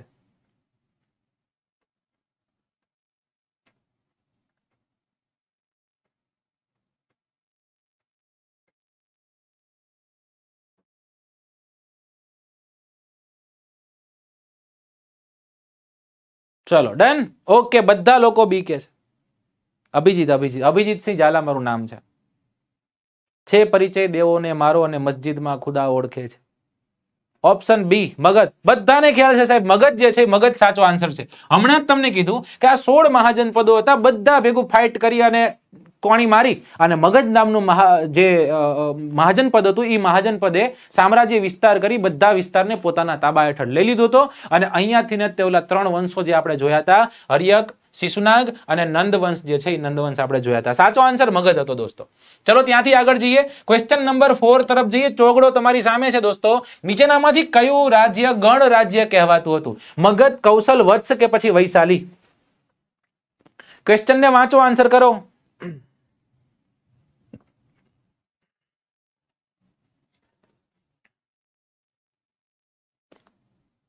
ઓકે, ખૂટે સાહેબ 2000 છોકરાઓ તો હોવા જોઈએ. આ 1800 1900 છોકરાઓ જેમની મજા. પ્રોમિસ આપું છું કન્ટેન્ટમાં કાંઈ નહીં ઘટવા દો. પ્રોમિસ આપું છું કે જે ભણાવીશ સીધું મગજમાં ચડે એવું ભણાવીશ. બસ ખાલી તમારે ટકી રહેવાનું છે અને તમારા માટે ટકી રહેવાનું છે. ચાલો, બધા લોકો ઓપ્શન ડી તરફ જાય છે. લગભગ લોકો ઓપ્શન ડી કે છે અને કોણ કે છે સમજાતું નથી. જીગરભાઈ કે છે, અલ્પાબેન કે છે, ધ્રુવી કે છે, પૂજા કે છે, જિજ્ઞાસા, સેજલ, બરાબર ને, ચાવડા, બધા લોકોનો આન્સર જે છે આન્સર ઓપ્શન ડી કે છે અને બધા સાચા છો સાહેબ. વૈશાલી જે છે વૈશાલી સાચો આન્સર છે. સાહેબ શું હતું આ ગણ રાજ્ય એટલે શું? આ ગણ રાજ્ય એટલે હું ઈ કયો અમને. તમને ખ્યાલ છે કે મોટા મોટા રાજ્યો જે છે એ રાજ્યોએ શું કર્યું? એ રાજ્યોએ સત્તા પ્રાપ્તિ ની એક ભૂખ જાગે છે એટલે નજદીકનો જે વિસ્તાર છે એ કોન્કર કરતા ગયા. ગમે ત્યારે છાપામાર કરે અને એ વિસ્તારને પોતાના હસ્તગત લઈ લેતા. હવે અલગ 1 2 3 4 5 નહીં, 8 થી 9 પાઠ્યપુસ્તક તો 10 કે છે. 10 જેવી અલગ અલગ જાતિઓનો સમૂહ છે એ ભેગો થાય છે અને એ અલગ અલગ રહેશે તો ખેંચાઈ જશે. ઓલું કે ને કે ભાઈ એક લાકડી તોડવી તો તૂટી જાય, પરંતુ આખો ભારો તોડો તૂટે નહીં. અને એ બધા ભેગા થાય છે ને એમ કે છે કે આપણે સાથે મળીને રહેવું પડશે, નકર આપણે તૂટી જશું. એવા બધા જ 8 કે 9 પાઠ્યપુસ્તક 10 કે છે એ 10 અલગ જાતિઓનો સમૂહ ભેગો થાય છે અને એ ક્ષેત્ર વિસ્તાર જે છે એ ક્ષેત્ર વિસ્તારને આપણે ગણ રાજ્ય કહીએ. શું કહીએ દોસ્તો? ગણ રાજ્ય કહીએ. ગણ રાજ્ય. ગણ એટલે શું થાય? ગણ એટલે આમ જોઈએ તો સમૂહ થાય, બરાબર? અલગ અલગ સમૂહો છે એ સમૂહો ભેગા થાય છે. XYZ ABCD 4 અલગ અલગ જાતિઓ છે, બધી ભેગી થઈ ગઈ. રાઈટ? તો સૌથી મોટો સળગતો પ્રશ્ન એ બને કે સાહેબ તો આ સમૂહનો વહીવટ કોણ કરશે? સાહેબ આ સમૂહનો વહીવટ કઈ રીતના થશે? તંત્ર દ્વારા થશે. કેના દ્વારા થશે? તંત્ર દ્વારા. અને એને આપણે ગણતંત્ર કહીએ. શું કહીએ દોસ્તો? એને આપણે ગણતંત્ર કહીએ છીએ. બરાબર? વજ્જી વૈશાલી જે છે, વૈશાલી એની રાજધાની. Very good. બરાબર, સાચા છો અહીંયા. તો એ ગણતંત્ર જે છે, ગણતંત્રમાં કેવું હોય દોસ્તો? તો કે ગણતંત્રમાં જે પણ XYZ ABCD વ્યક્તિઓને પસંદ કરવામાં આવે છે, એ બધા જ વ્યક્તિઓ જે છે એ વ્યક્તિઓની પસંદગી કોણ કરશે? સામાન્ય માણસ કરશે. એ ચૂંટણી દ્વારા પ્રત્યક્ષ પરોક્ષ રીતના સભા ભરે, સભાથી તે પોતાના રાજાને ચૂંટશે, પોતાના વહીવટી અધિકારીને ચૂંટશે. સમજાય છે? અને એનું એક સત્તા મંડળ હશે ને એ સત્તા મંડળ દ્વારા જે તે સત્તા જે છે એ સત્તા ચાલશે દોસ્તો. એને આપણે ગણતંત્ર કહીએ. કેવું તંત્ર કહીએ? ગણતંત્ર કહીએ. દોસ્તો યાદ રાખજો, આ વૈશાલી જે છે એ વૈશાલી સાચો આન્સર આમાં બનતો હતો. ઓકે, ચલો કમ્પ્લીટ. જોઈ લઈએ આપણે એક્સપ્લેનેશન શું કહે છે, કવિ શું કહેવા માંગે છે કે રાજ્ય સત્તાક મહારાજ્યો જે છે એ આસપાસનો પ્રદેશો તાબે કરી અને પોતાની સત્તા વધારવા, સામ્રાજ્ય સ્થાપવાની મહત્વકાંક્ષા રાખતા હતા. મહત્વકાંક્ષી રાજાઓ હતા. તે જોઈ હવે જોવાનું છે લીછવીઓ. સાંભળ્યું હશે ક્યાંક તમે. પછી તો કે વજ્જી, એક છે લીછવી, ત્યારબાદ છે વજ્જી, ત્યારબાદ છે જ્ઞાતૃક, વિદેહ, શાક્ય, મલ્લ વગેરે જેવી જ્ઞાતિઓ જાતિઓ જે છે એ ભેગી થાય છે અને સંઘ રાજ્ય જે છે સંઘ રાજ્ય સ્થાપે છે અને એ સંઘ રાજ્ય વજ્જીના નામે ઓળખાય છે. હવે સાહેબ આમાં વૈશાલી તો બિચારી ક્યાંય આવી જ નહીં. તમે તો વૈશાલીની કંઈક વાત કરતા હતા. હવે જુઓ વૈશાલી ક્યાં આવે છે, કઈ રીતના એ પાર્ટમાં આવે છે. સંઘ રાજ્યનું મુખ્ય સ્થાન લીછવીઓનું હતું અને લીછવીઓ જે છે એનું પાટનગર શું હતું દોસ્તો? વૈશાલી. એટલા જ માટે વૈશાલી વજ્જી સંઘનું ગણ રાજ્ય જે છે ગણ રાજ્ય કહેવાતું હતું. સમજાય છે?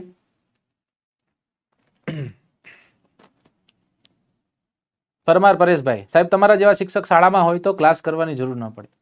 Thank you so much. પણ સાહેબ ત્યારે શિક્ષક કદાચ સારા હોય તો આપણે હંચો ચેકરબર બૂચ મારવા પડ્યા હોય સાહેબ, તો ક્યાં મેળવવાનો છે? ઓકે, ચાલો થેન્ક યુ. ત્યાંથી આપણે આગળ વધીએ. આમાં કમ્પ્લીટ, આમાં કોઈ ન સમજાણું હોય તો મને કહી દેજો કે ના સાહેબ નથી સમજાણું. ગણતંત્ર સમજાઈ ગયું ને? ગણતંત્ર દિવસ ને ગણતંત્ર ભારત ને આવું કંઈક સાંભળ્યું હોય છે તમે, હે ને? ચલો ડન. તો એક પણ કોન્સેપ્ટ ક્લિયર થતા જશે. Question number 5 on your screen. 5/5 ગણ રાજ્ય સમયનું સામાજિક જીવન અને રાજ્ય વ્યવસ્થા અંગે દર્શાવેલા વિધાનોમાંથી અયોગ્ય વિધાનને પસંદ કરવાનું છે. ખેતીના પાક પર 6ઠ્ઠો ભાગ ખેડૂતો જે છે એ ખેડૂતો રાજકોષમાં આપતા હતા. રાઈટ? ધારો કે કદાચ 100 રૂપિયા કમાય તો એ 100 રૂપિયામાંથી 20 રૂપિયાનો ટેક્સ જે છે કેમ દઈ દેવાનો? તો કે રાજાને દઈ દેવાનો થતો. ના 20 નહીં 15 જે થતું હોય ગણતરી કરી નાખજો. ઓપ્શન બી, મેથ્સ મારું બહુ વીક છે સાહેબ, બરાબર? એટલે કોઈ એમાં કમ્પ્લેન ન કરતા કે સાહેબને મેથ્સ નથી આવડતું મને. હાવ. ત્યારબાદ કારીગર વર્ગ જે છે કારીગર વર્ગ એક માસમાં એક દિવસ રાજ્યને કામ આપતો. દોસ્તો આવું તમને ખ્યાલ હશે દક્ષિણ ભારતમાં એક કેસ એવો જોવા મળ્યો હતો. એક ગામનો સરપંચ જે છે સરપંચ ગામમાં રહેતા જે લોકો છે એ લોકોમાં દરેક લોકોને એમ કે એક દી તમારે માન્ય કામ કરવાનું. ખાસ કરીને નીચી ઊંચી જ્ઞાતિના જે ભેદભાવો જે છે ભેદભાવો એ વિસ્તારમાં પ્રવર્તમાન હતા. આજે આપણે ખૂબ સારી રીતના હળી મળીને રહી શકીએ છીએ. પણ કારીગર વર્ગ જો છો તમે દોસ્તો, જો કદાચ તમે હીરા ગહો તો રાજાને ત્યાં જઈને હીરા ઘસવાના. રાઈટ? તો કારીગર વર્ગ એક માસમાં એક દિવસ રાજ્યને કામ કરી આપતો હતો. પશુપાલકો જે છે એ પશુપાલકો શું કરતા દોસ્તો? એ કરના ભાગરૂપે પશુ આપતા હતા. સમજાઈ ગયું? પશુપાલકો સાહેબ કરના ભાગે પશુ આપે તો ખૂટી નો જાય, કોઈ દી નો ખૂટે. ઘેટાવાળો ઘેટા લઈને નીકળ્યા હોય ને દોસ્તો તો એ ઘેટામાં વધારો કરીને આવે, ઘટાડો કરીને કોઈ દી નો આવે, અભણ હોવા છતાં. સમજાઈ ગયું? એની પાસેની ટ્રીક હોય, કાળિયું આવી ગયું, ભૂર્યું આવી ગયું, ડાકલું આવી ગયું, ઓલું આવી ગયું, એ બધા નામથી ઓળખતું હોય છતાં એ ગણતરી કરી નાખે કે હા બધા પૂરા છે. વધારો થાય, ઘટાડો ન થાય દોસ્તો. તમારા જ્ઞાનમાં વધારો થવો જોઈએ, ઘટાડો તો મેમરી કાર્ડ મોટું રાખવાનું. વેપારીઓ પર કોઈ પણ પ્રકારનો ટેક્સ હતો નહીં. ચલો આનો આન્સર હવે ઘણા લોકો કરે છે આન્સર, પણ હું મારી ફિલોસોફીમાં વહી ગયો હતો. હું તો ભૂલી જ ગયો કે મારો પ્રશ્ન પૂછવાનો હતો. ચલો ઓપ્શન ડી કે છે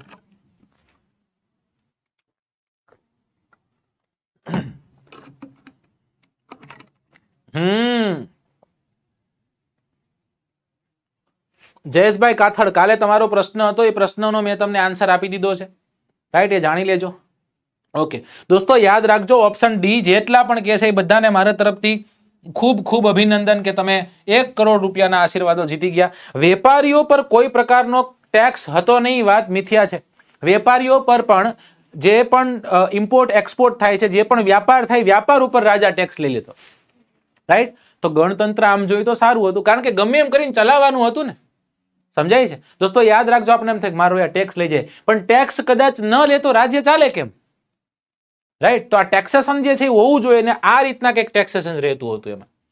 ઓકે, ચલો ત્યાંથી નેક્સ્ટ ક્વેશ્ચન તરફ જઈએ અને એ છે ક્વેશ્ચન નંબર 6. 6થા નંબરના પ્રશ્ન પૂછો કે ગૌતમ બુદ્ધે સૌપ્રથમ ઉપદેશ કઈ જગ્યા પર આપેલો હતો? બોધિ ગયા, સારનાથ, કુશીનારા કે કપિલ વસ્તુ? કાલે આવશો ને લાઈવ, મારો સમય તમને કહી દઉં, હું આવીશ એક દિવસ સોમવાર અને એક દિવસ બુધવાર. આ 2 દિવસ મારા ફિક્સ રાખો, 8 ને 30 કલાકનો સમય રાખો. અને આ વખતે આ અઠવાડિયામાં શનિવારે પણ હું તમને 4 વાગે જોવા મળીશ. એને આપણે ટેટ ટાટની એક સિરીઝ ચાલુ છે અને એ ટેટ ટાટની સિરીઝમાં હું તમને બપોરે 4 વાગે ભણાવવા આવીશ. ક્યારે? શનિવારના દિવસે. ઓકે છે? ચલો, લગભગ લોકો આન્સર તો કરી રહ્યા છે, સાચો કરે કે કેમ એ જોવાનું છે. Sarnath, option B, option B Sarnath. Okay, ચલો સાચા છો બધા? જેટલા પણ લોકો સારનાથ કે છે એ લોકો સાચા છે. સારનાથ સાચો આન્સર છે. સાહેબ કોને ભણવા જઈ રહ્યા છે? આપણે ગૌતમ બુદ્ધને ભણવા જઈ રહ્યા છે.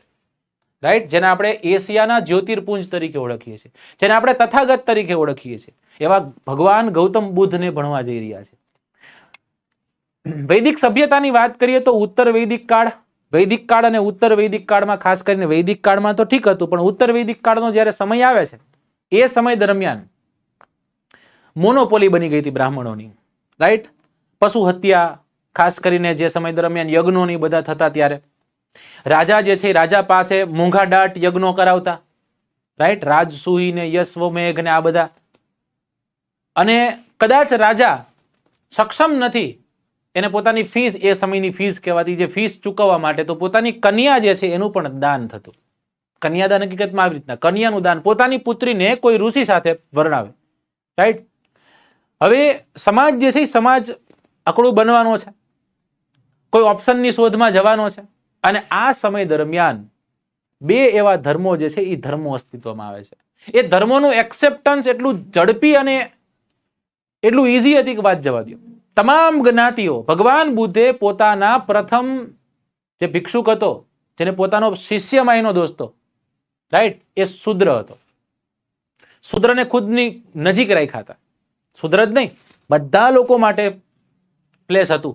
ભગવાન જે છે એ ભગવાનની જગ્યાએ બધા લોકો આવી શકતા, બધા લોકો એમના અનુયાયી બની શકતા, પણ પ્રથમ જેમનો શિષ્ય છે એ કેવો હતો દોસ્તો? શૂદ્ર હતો.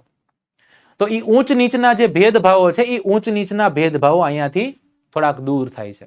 એવા ગૌતમ બુદ્ધની આપણે વાત કરીશું. 5 બ્રાહ્મણ મિત્રો સાથે સારનાથ ખાતે ઉપદેશ આપ્યો. સાચી વાત છે, જોશું આપણે. બરાબર ને?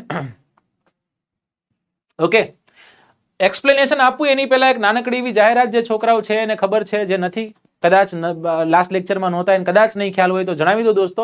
ગુજરાતના જિલ્લા નામનું એક ખૂબ સારું એવું પુસ્તક, મારા દ્વારા લખેલું પુસ્તક જે છે એ પુસ્તક આજે માર્કેટમાં છે.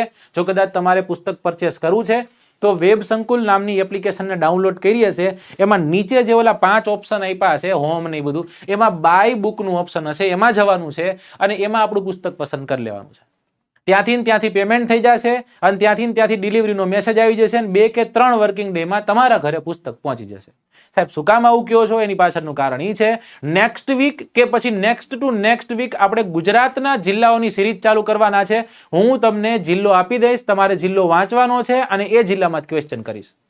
સાહેબ મારી પાસે પૈસા નથી, હું પુસ્તક ખરીદી શકતો નથી. કોઈ પણ પુસ્તક વાંચી શકો. હું ક્યારેય મારું ખુદનું લખેલું પુસ્તક હોવા છતાં એમ નથી કહેતો પુસ્તક લેવું જરૂરી જ છે. તમને એમ લાગે કે સાહેબ મારે પુસ્તક જિલ્લાનું લેવું છે તો લઈ લેજો. ઓકે, અને કોમ્બોમાં લ્યો છો તો તમને ડિસ્કાઉન્ટ ઓફર પણ છે, 50% થઈ જશે, અને એકલું પુસ્તક લેશો 40% જેટલું ડિસ્કાઉન્ટ, એટલે કે 270 માં 400 નું પુસ્તક તમને 270 માં પડશે. ચલો ત્યાંથી આપણે આગળ જઈએ, એક ક્વેશ્ચન જોઈ લઈએ અને પછી ભગવાન બુદ્ધ જે છે એની વાતો કરીએ. ભગવાન ગૌતમ બુદ્ધ સાથે જોડાયેલા વિધાનોમાંથી યોગ્ય વિધાન જે છે તેને પસંદ કરવાનું છે. ઓપ્શન નંબર એ શું કહે છે કે ઈશ્વર અને આત્માનો ભગવાને ઇનકાર કર્યો હતો. કર્મકાંડ જે છે એ કર્મકાંડનો વિરોધ કર્યો હતો. ઊંચ નીચના ભેદભાવોનો વિરોધ કર્યો અને સ્ત્રીને મહત્વ આપ્યું હતું. ઓપ્શન ડી તમામ સત્ય છે. ચલો જનરલ બેચ ચાલુ કરો ઓફલાઈન. સોલંકીભાઈ જેવી ચાલુ કરશે એટલે સૌથી પહેલો ફોન તમને કરી દઈશ.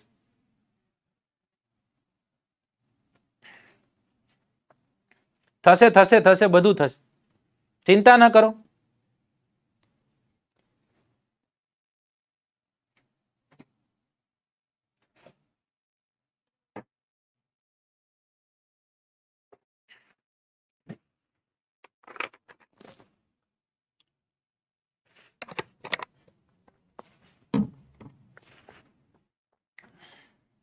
ઓકે, ડી રાખવાનું કે છે, ઓપ્શન ડી કે છે, ઓપ્શન ડી સાચું કે છે. બહુ સાચા છો સાહેબ, તમામ વિધાનો સત્ય છે.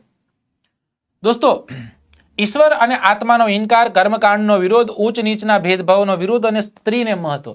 જ્યારે તમે ગૌતમ બુદ્ધને વાંચશો ને એટલે બે વસ્તુ તમને જોવા મળશે. એક છે કર્મવાદને માન્યો છે અને કર્મવાદને સમર્થન આપ્યું છે, કર્મકાંડનો વિરોધ કર્યો છે. એટલે ઘણા લોકો શું કે ખબર, કર્મ કર્મ ઉડી ગયા, વાદ ઇઝ ઇક્વલ ટુ કાંડ, એટલે ભગવાને માન્યું છે એમ ટૂંકમાં. બેયમાં ભગવાન માનતા, કર્મકાંડમાં માનતા અને કર્મવાદમાં પણ માનતા. ભગવાન શું કહેતા ખબર છે, રાજાના ઘરે ઊંચા કુળમાં જન્મો તો જ તમે સારા વ્યક્તિ છો એવું ન બની શકે. તમે તમારા કર્મથી સારા વ્યક્તિ બની શકો છો. એટલે કે ભગવાન કર્મવાદમાં માનતા. કેમાં માનતા? કર્મવાદમાં. અને કર્મકાંડોનો વિરોધ શું કામ કર્યો છે એના પાછળનું કારણ તમને કહું. કર્મકાંડ કઈ ખોટું નથી, હવન થાય કઈ ખોટા નથી સાહેબ, સમજો, રાઈટ? ન્યવેદ થાય એ કોઈ ખોટા નથી. તમને કદાચ ખ્યાલ હશે, આરતી અને ન્યવેદ જે છે એ આરતી અને ન્યવેદનું તો એક્સેપ્ટન્સ ચોથી જૈન સંગતિમાં જોવા મળે છે. સમજાય છે કે એક્સેપ્ટ કર્યું છે કે ભાઈ મૂર્તિ પૂજા પણ થશે અને નૈવેદ્ય પણ થશે. એટલે એવું નથી કે એનો વિરોધ કર્યો છે. વિરોધ જે પાછળનું એકમાત્ર કારણ હતું એ છે પશુ હત્યા. ભગવાન બુદ્ધ જે છે, ભગવાન બુદ્ધ કેમાં માનતા? અહિંસા પરમો ધર્મ, અહિંસામાં માનતા હતા કે પશુ હત્યા ન થવી જોઈએ.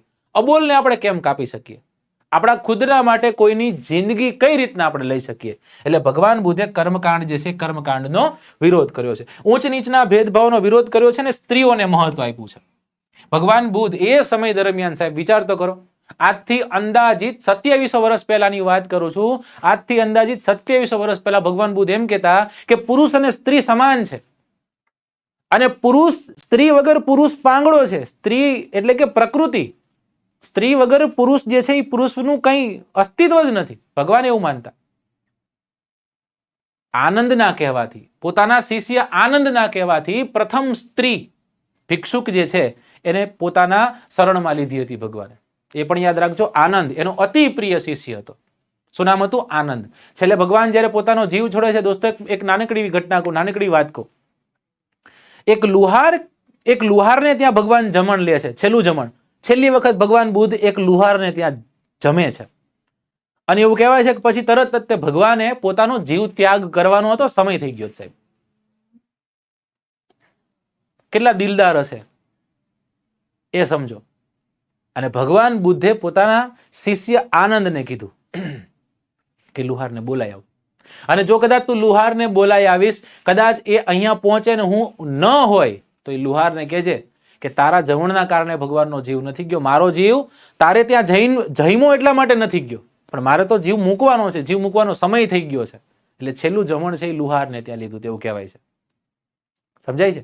ચલો, તો સ્ત્રીઓને મહત્વ, ઊંચ નીચના ભેદભાવો ત્યજ્યા હતા. ત્યારબાદ કર્મકાંડ જે છે એ કર્મકાંડ નો વિરોધ કર્યો હતો. ત્યારબાદ ઈશ્વર અને આત્માનો ઇનકાર કર્યો હતો. ભગવાન શું કહેતા ખબર? ઈશ્વર જો છે, કદાચ ઈશ્વર છે તો દુઃખ શક્ય જ નથી. રાઈટ? છે તૂટી જાય સાહેબ દુઃખનું તો. અને સંસાર દુઃખમય છે. ભગવાને જે 4 સિદ્ધાંતો આપ્યા ને એમાં ભગવાને ચોખ્ખું કીધું છે કે દુઃખ જે છે, સંસાર જે છે એ સંસારમાં દુઃખ હોવાનું જ છે અને દુઃખનું કારણ તૃષ્ણા છે. આપણી આશાઓ, આપણી ઈચ્છાઓ છે અને આ તૃષ્ણાઓને હરી અને આ દુઃખ જે છે એ દુઃખ ઉપર આપણે કાબુ કરી શકીએ છીએ. અને છેલ્લું જે ચોથું હતું દોસ્તો, એમાં ભગવાને શું કીધું કે 8 નિયમો આપ્યા છે. આ અષ્ટાંગિક માર્ગને ફોલો કરી વ્યક્તિ જે છે, વ્યક્તિ દૂરથી પર થઈ શકે છે, દુઃખથી પર થઈ શકે છે, દુઃખથી દૂર રહી શકે છે. સમજાય છે? શું કીધું ભગવાને? સૌથી પહેલા શું કીધું કે ભઈલા દુઃખ જે છે, સંસારનો નિયમ દુઃખ છે. દુઃખનું કારણ તો કે દુઃખનું કારણ તૃષ્ણા છે. સાચું કે નહીં? આપણે બધાને કંઈક જોઈ છે, મારી પાસે નથી, એ હોય મજા આવી જાય. મારી પાસે ફોન હોય ને એપલનો, મોજ પડી જાય. હા કે ને સાહેબ? મારી પાસે જબરદસ્તી આમ સોફો હોય ને, ફર્નિચર વાળો એકદમ ઘર, 4 BHK. કેટલા રહ્યો તો કે 2 જણા, 4 માળનું હોય, મજા પડી જાય. અને મોટું જબરું ટીવી હોય સાહેબ, આમ બેઠો હોય રિમોટ કરીને, મને જે ગમતું એ બધું હું જોતો હોય, હાથમાં એપલ નો મોબાઈલ હોય. પછી કે સાહેબ એક સુંદર સ્ત્રી સાથે મારા વિવાહ થઈ જાય, મોજ પડી ગઈ. પછી જિંદગીમાં કાંઈ જોતું જ નથી કે. પછી તો કે એક છોકરું હોય ને સારું સારું ઓકે, તો પછી કઈ વાંધો નથી. દોસ્તો હું તમને એમ કહું છું કે તમે એ જ સોફા પર બેઠા છો, એ જ ટીવીની સામે બેઠા છો, એ જ પત્નીની સામે બેઠા છો, એ જ છોકરાની સામે બેઠા છો, એ જ ફોન લઈને બેઠા છો, ને તમને ફોન આવ્યો, હાલો ફલાણા ભાઈ બોલો છો, હા આવજો ને, પોલીસ સ્ટેશને બોલાવ્યા છે. તરત જ જે તમારું સુખ હતું ને એક ક્ષણમાં દૂર થઈ ગયું, છુમ્મ કરીને. સમજાય છે? તો આ બધું જે તમને દેખાય છે એ સુખ નથી. સુખ એટલે તમારો અંદરનો અંતરાત્મા છે. આત્મો ખુશ ને સાહેબ એટલે બધા ખુશ. સમજો, આ દુખી ને તો બધા દુખી. ભગવાન એવું કહેતા, હું નથી કહેતો. દુઃખ સંસારનો નિયમ, તૃષ્ણાથી દુઃખ પેદા થાય છે. તૃષ્ણાને હરો તો દુઃખને તમે દૂર કરી શકો છો. અને આ અષ્ટાંગિક માર્ગને ફોલો કરો દુઃખને દૂર કરવા માટે. ભગવાને પાસે એમ કીધું કે અચ્છા આ બધું છે પણ તારે દુઃખથી દૂર રહેવું છે, તો કે હા ભગવાન, આ તો કે એક કામ કર, આ લેતો જા, આ 8 અંગો છે ને તું ફોલો કરજે. સમજાય છે? કેટલા હોશિયાર, કેટલા જબરદસ્ત, મજા આવે એવું ભગવાન જે છે. ભગવાનનું અસ્તિત્વ જબરદસ્ત એવું હતું. ઘણું લખી ગયા, ઘણું સમજાવી ગયા આપણને. હવે એવા ભગવાન વિશે આપણે વાત કરી દોસ્તો. ભગવાનનું નામ છે ગૌતમ બુદ્ધ. ચલો એક વખત બધાએ બુદ્ધાએ નામ લખી નાખો. જન્મ ક્યારે થયો તો? જન્મ ક્યારે થાય છે દોસ્તો? જન્મ ઈસવીસન પૂર્વે, બીસી એટલે ઈસવીસન પૂર્વે, ઈસવીસન પૂર્વે 563. આપણી એનસીઆરટી કહે છે ઈસવીસન પૂર્વે 566. જો હું તમને બે ડેટા આપું છું, સમજાઈ ગયું ને? એટલે આપણને ખબર પડી જોઈએ, જે પૂછો એવી રીતના આન્સર દઈ દેવાનો. ઈસવીસન પૂર્વે 566 કે તોય સાચું, ઈસવીસન પૂર્વે 563 કે તોય સાચું. કારણ શું છે? કારણ એ છે કે બધા ઇતિહાસકારોના જ મતાંતરો છે. ભાઈ મને જ નથી ખબર હું હતું એ સાચું. રાઈટ? ત્યાંથી આગળ જઈએ. નેપાળ, હાલનું નેપાળ, એ હિમાલયની ગોદી, અને એ હિમાલયની ગોદીમાં કપિલ વસ્તુ નજીકમાં લુંબિની વન આવેલું છે.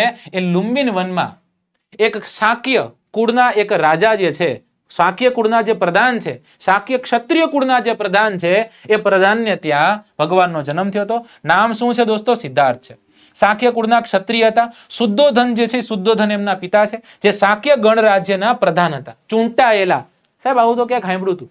હમણાં આપણે જોયું ને ગણતંત્ર, એ ગણતંત્રમાં શાક્ય પણ હતું, એમાં જ્ઞાતૃક પણ હતું. આગળ જ્ઞાતૃક પણ આપણે જોશું, અત્યારે શાક્ય. દોસ્તો યાદ રાખજો, જેટલા પોઈન્ટ કહું છું ને બધા મગજમાં ચડાવવાના છે. આખી એનસીઆરટી જીસીઆરટી નો સારાંશ લઈને તમારી સામે આવ્યો છું, એટલે પછી એમાં કાંઈ કરવાની જરૂર નથી. વાંચતા રહેવાનું છે પણ આમાં જોવાનું છે.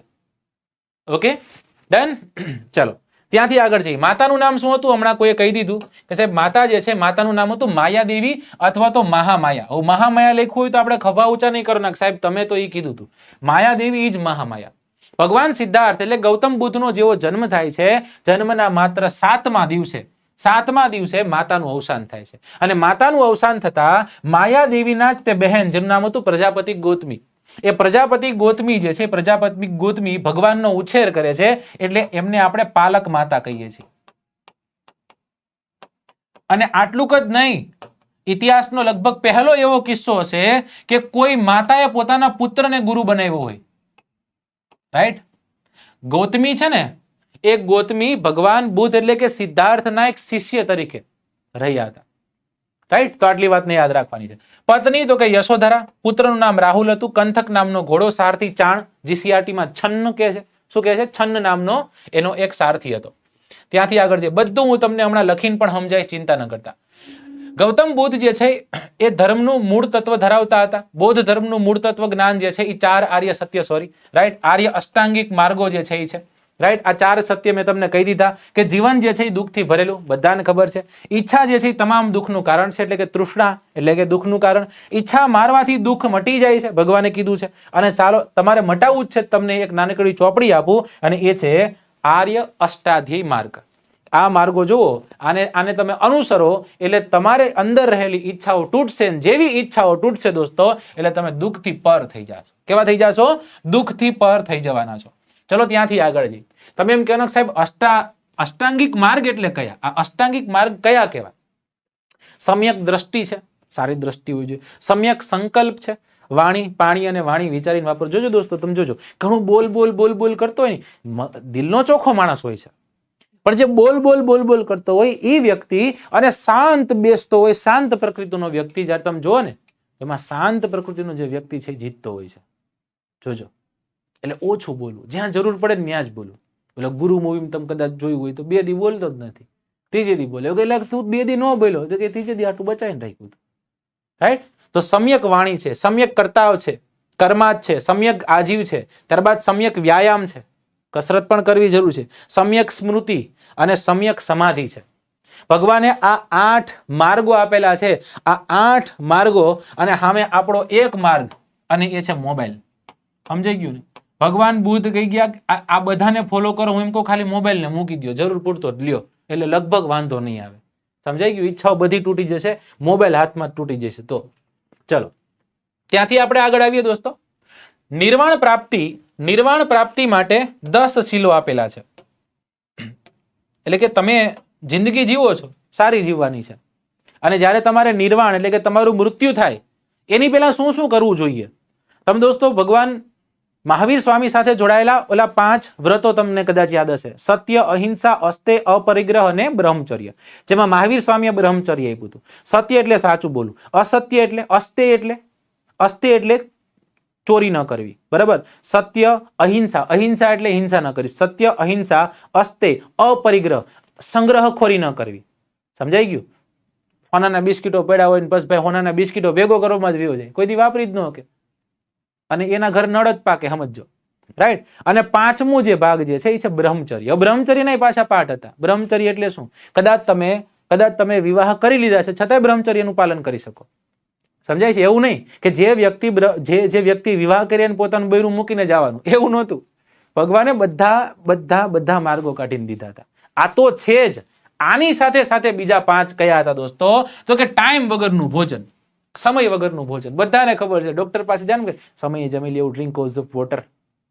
Right? Hydrate your self, otherwise you will be ડિહાઇડ્રેટેડ. હે ને? અને ચોખ્ખું કહે છે બધા રોગની શરૂઆત આપણા પાચન તંત્ર થાય, અહીંયા જ થાય છે. પેટ સુખી, બધું સુખી. ટાઈમ વગરનું ભોજન જમે ને, 2 વાગે જમે ને, 3 વાગે કુરકુરે જમીને, હાંજે પાછ જાગીને મેગી ખાઈને એ જણ ગયો જ હોય. ત્યારબાદ સુખપ્રદ બિસ્તર પર ન સોવું, એટલે કે આરામદાયક જે બિસ્તર છે એના પર ન હોવું. કદાચ આને નહીં માનો તો વાંધો નથી. બરાબર? તમ તાર હુઈજો, નિંદર કરજો, કાંઈ વાંધો નહીં. પણ ભગવાન તો એમ કે છે સાહેબ એવી રીતના ઘસઘસાટ નહીં હુઈ જાવ પાડા વેચીને. રાઈટ? ત્યારબાદ ધન સંચય ન કરો, બધું ભેગું ન કરો, વ્યાભિચાર ન કરવો, નૃત્ય ગાન વગેરેથી દૂર રહેવું. હું આ વસ્તુ થોડોક દૂર છું, મતલબ કે એને નજીક છું. એમ મને એમ કે સાહેબ ગાયનથી તમારે દૂર રહેવાનું, તમારે સંગીત નથી કરવાની, તો આ મારા માટે અશક્ય છે. સમજાય છે? પણ ભગવાન એમ કહેતા નૃત્ય ગાનથી દૂર રહ્યો. એની પાછળના કંઈક ફિલોસોફી હશે. ભગવાન છે, બરાબર ને? એમને વધુ ખબર પડતી હશે. રાઈટ? એમને આપેલા જે સિદ્ધાંતો છે એનું મહત્વ કંઈક હશે. આ બધાથી દૂર રહ્યો. કોઈક એક એવું વસ્તુ છે જેના દૂર ન થઈ શકતા. It's okay. મારા માટે નૃત્ય જ્ઞાન, નૃત્ય જ નથી કરતો, નાચતો નથી, પણ ગાયન વગર જે છે હું રહી શકું નહીં. સમજાય છે? ચલો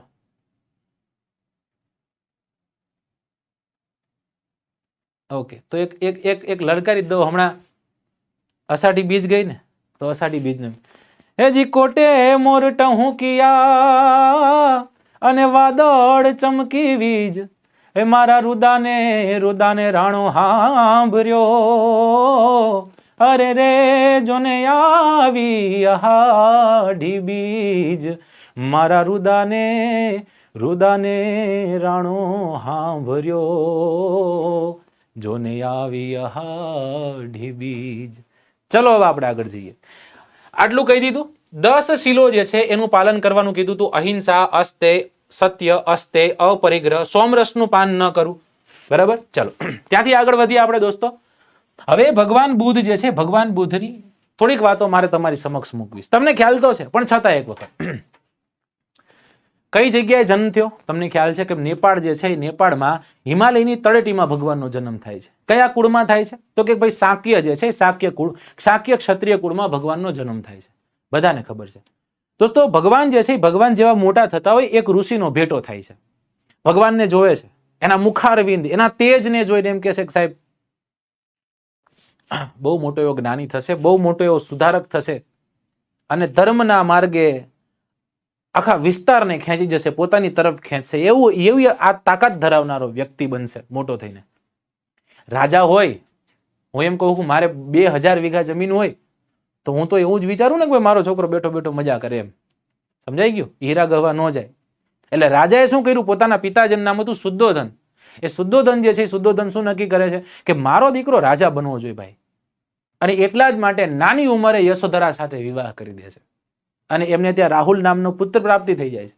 વિચાર તો કરો, જ્યારે 29 વર્ષની વયે ભગવાન ગૃહ ત્યાગ કરે છે એની પહેલા તો રાહુલ હતો અને રાહુલ થોડો મોટો થઈ ગયો સમજો. એટલે વિવાહ તો એની પહેલા થયા છે. સમજાય છે? પરંતુ કે ને કે ભાઈ જે કેડીએ જવાનું હોય એ કેડીએ અંતે એક દિવસ તો પહોંચી જ જવાય છે.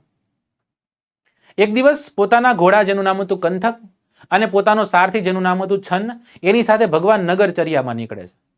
અને જ્યારે એ નગરચર્યામાં નીકળે છે એ સમય દરમિયાન ભગવાન 4 એવા દ્રશ્યો જોવે છે. એ 4 દ્રશ્યોમાં ભગવાન જાય છે એટલે ભગવાન પેલા એક વૃદ્ધને જોવે છે.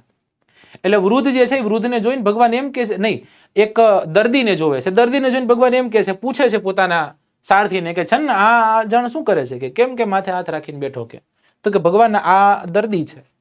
તો કે દર્દી એટલે શું? તો કે દર્દી એટલે કાંઈ નહીં, એક એજ થાય ને, એક ઉંમર થાય ને એટલે પછી શરીર આમાં માકું થતું જાય, પછી ઘરમાં કોઈ બોલાવે નહીં, તમારું કઈ માન ન રહે, દાદા ક્યારે જશે એની રાહ જોતા હોય, એવી રીતના હોય કે બધું. પછી સમજાય કે વૃદ્ધ અને દર્દી બંને સમજાય. વૃદ્ધ એટલે શું? તો વૃદ્ધાત્વ સમજાયું. અને દર્દી એટલે શું? તો પોતાની અંદર શરીરમાં અલગ અલગ દર્દો જે છે એ ઉદ્ભવે છે એ સમજાયું. એ કે મારે આવું થવાનું જ, તો કે ભગવાન તમારે ફિક્સ છે, બધાને થાય છે. વૃદ્ધ તમારે થવાનું છે, દર્દ તમને આવવાનો છે.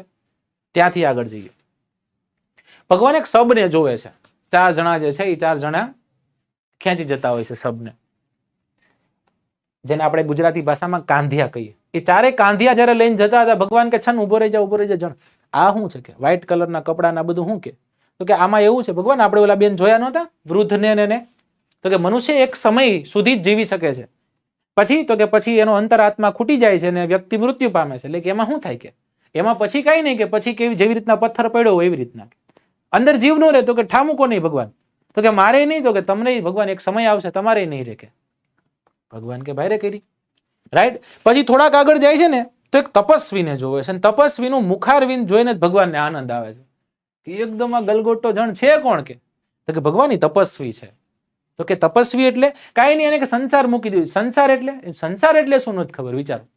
તો કે સંસાર એટલે પતિ, પત્ની, માતા, પિતા, ભાઈ ભાંદરુ, મિત્રો, ફ્રેન્ડ, આ બધા. એ બધાને મૂકીને કરવાનું. તો કે બસ કે બધાને મૂકીને નિજાનંદમાં કે ખુદના આનંદમાં જ્ઞાનની શોધમાં નીકળી જવાનું, અને જ્યાં સુધી જીવાય ત્યાં સુધી સારી જિંદગી જોવાનું, કોઈને નડવાનું નહીં. એવું ભગવાન કે આ કરવા જેવું ખરું. આમાં શું કરવાનું? તો કે કાંઈ નહીં, કે આમાં તો ઠેલો ભરીને નીકળી જવાનું.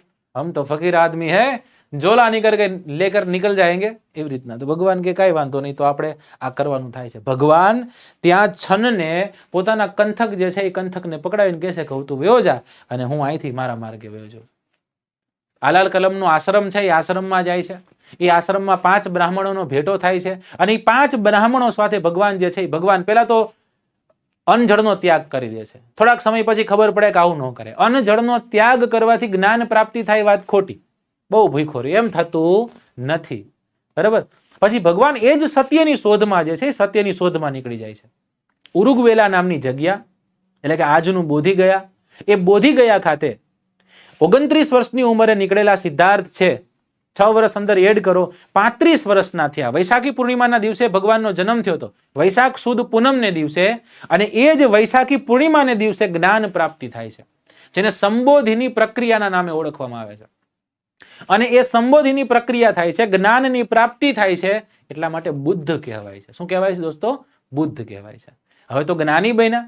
જ્ઞાની બન્યા એટલે કોકને સાર આપશે ને, રાઈટ? કોકને બોધપાઠ આપશે, જીવન શું છે એ સમજાવશે. અને એટલે પોતાના જે બ્રાહ્મણ મિત્રો હતા 5, એ 5 બ્રાહ્મણ મિત્રોને એવું કહેવાય છે કે ભગવાન જે છે એ ભગવાન જ્ઞાન પીરસે છે. કઈ જગ્યા પર? લાસ્ટ ક્વેશ્ચન જે હતો સારનાથ પર. સમજાય છે?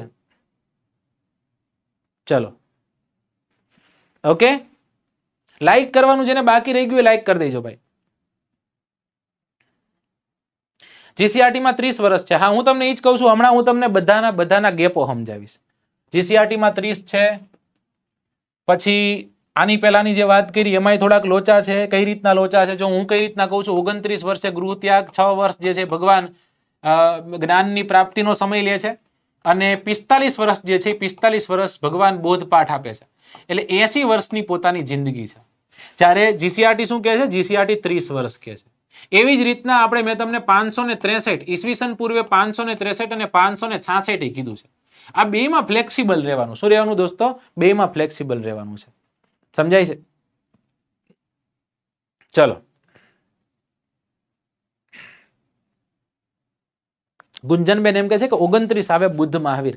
જો બુદ્ધ 29 અને મહાવીર 30. મહાવીરનું તમને સમજાઈ દઉં. અહીંયા મિસ્ટેક. આ બરોબર છે. મહાવીર જે છે એ મહાવીર સ્વામી 30 વર્ષે ગૃહત્યાગ કરે છે, 12 વર્ષ તપ કરે છે, અને બાકીના 30 વર્ષ જે છે ફરી એક વખત ઉપદેશ આપવામાં ગુજારે છે. એટલે 72 વર્ષની એમની આયુ છે. કેટલા વર્ષની આયુ છે? 72 વર્ષની આયુ. સમજાય છે? હું તમને ઘણી વસ્તુ ફેક્ટ સાથે સમજાવું. એમ તો GCRT શું કહે છે? GCRT 566 કહે છે. GCRT શું કહે છે? 566. ચાલો આપણે કેલ્ક્યુલેશનમાં જઈએ અને કેલ્ક્યુલેશન કરીને હું તમને સમજાવવાનો પ્રયત્ન કરું. તમે મને કહો ભગવાન બુદ્ધનો જન્મ ક્યારે થયો? તો મેં કીધું એ પ્રમાણે તો તમે એવું કીધું સાહેબ 583 માં થયો હતો. ઈસવીસન પૂર્વે 583 માં થયો હતો. હા કે ના સાહેબ? હા. પછી તો કે ભગવાન બુદ્ધ જે છે, સોરી 63, ભગવાન બુદ્ધ જે છે એ ભગવાન બુદ્ધ પરિનિર્વાણ ક્યારે થશે? ભગવાન બુદ્ધ પરિનિર્વાણ ક્યારે થશે? કેટલા વર્ષની આયુ? તો કે 80 વર્ષની આયુ લેશે. 80 વર્ષ જે છે 80 વર્ષ સુધી ભગવાન જીવશે. ઓકે, તો તમારે શું કરવાનું છે? તમારે જવાબ લાવવાનો છે 8 દુને 16. 8 દુને 16. ઓકે, એટલે કે 483 નો સમય છે. બરાબર. હવે 483 ના સમયમાં ઈસવીસન પૂર્વે 483 માં તમને બધાને જાણશે કે પહેલી બૌદ્ધ સભાનું આયોજન થયું હતું. બીજી બૌદ્ધ સભાનું આયોજન એવી રીતના કહેવામાં આવ્યું હતું કે ભગવાન બુદ્ધના પરિનિર્વાણના 100 વર્ષ ખતમ થયા એટલા માટે, હે ને? અને બીજી થઈ 383 માં. ઈસવીસન પૂર્વે જ છે આ બધું. આ બધું છે ઈસવીસન પૂર્વે. તો તમે મને કહો કઈ રીતના કેલ્ક્યુલેશન સેટ થાય? જો તમે અહીંયા 566 લઈ આવો તો ઈસવીસન પૂર્વે 566 નથી સેટ થતું. અહીંયા સેટ થઈ જાય છે. 563 તમે લેશો તો સેટ થઈ જાય છે. જો તમે 566 લ્યો છો તો સેટ નથી થતું. છતાંય આપણે બે ડેટા યાદ રાખવાના છે. ગૂગલ કરશો તો ગૂગલમાં પણ તમને ઈસવીસન પૂર્વે 563 બતાવશે. સમજાય છે? ચિંતા ન કરો, વિચારી બધું જોઈ અને તમારી સામે મૂક્યું છે.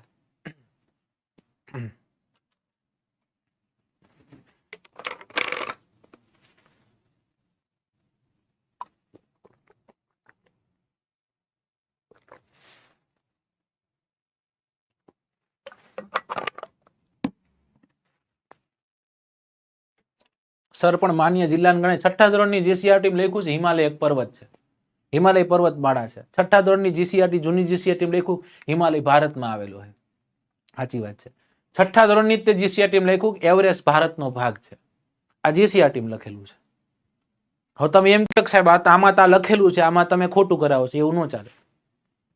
ઓકે, ચલો ડન, કમ્પ્લીટ. નેક્સ્ટ ક્વેશ્ચન તરફ જઈએ આપણે. જેટલું ભણ્યા જેટલું જોયું, હવે આપણે આગળ જઈએ નેક્સ્ટ ક્વેશ્ચન તરફ. અને એ ક્વેશ્ચન પહેલા ભગવાન બુદ્ધ સાથે જોડાયેલી ઘણી ઘટનાઓ મારે તમને કેવી છે. જો ભગવાન બુદ્ધ સાથે જોડાયેલી ઘટના અને ચિહ્ન કદાચ પૂછાય તો તમને આવડવા જોઈએ. ભગવાન બુદ્ધ જે છે, ભગવાન બુદ્ધ એટલે કે ભગવાન બુદ્ધની માતા જ્યારે ગર્ભ ધારણ કરે છે, એ ભગવાન બુદ્ધના ગર્ભને કયા ચિહ્નથી દર્શાવવામાં આવે છે? તો યાદ રાખજો, હાથીના ચિહ્નથી દર્શાવવામાં આવે છે. શેના ચિહ્નથી? હાથીના ચિહ્નથી દર્શાવવામાં આવે. પ્રશ્ન પૂછાય કે ભગવાન બુદ્ધનો જન્મ જે છે એ જન્મ કયા ચિહ્નથી દર્શાવવામાં આવે છે? તો કમળના ચિહ્નથી દર્શાવવામાં આવે છે. કેમાંથી? કમળના ચિહ્નથી દર્શાવવામાં આવે છે. પ્રશ્ન પૂછાય કે ભગવાન બુદ્ધ જે છે એની યુવાની, એ યુવાની કઈ રીતના દર્શાવવામાં આવે છે? તો ભગવાન બુદ્ધની યુવાની જે છે એ આખલા સ્વરૂપે દર્શાવવામાં આવે છે. ઓકે, પ્રશ્ન પૂછાય કે ભગવાન બુદ્ધે જ્યારે ગૃહ ત્યાગ કર્યો તો એ ગૃહ ત્યાગ જે છે એ કઈ રીતના દર્શાવવામાં આવે છે?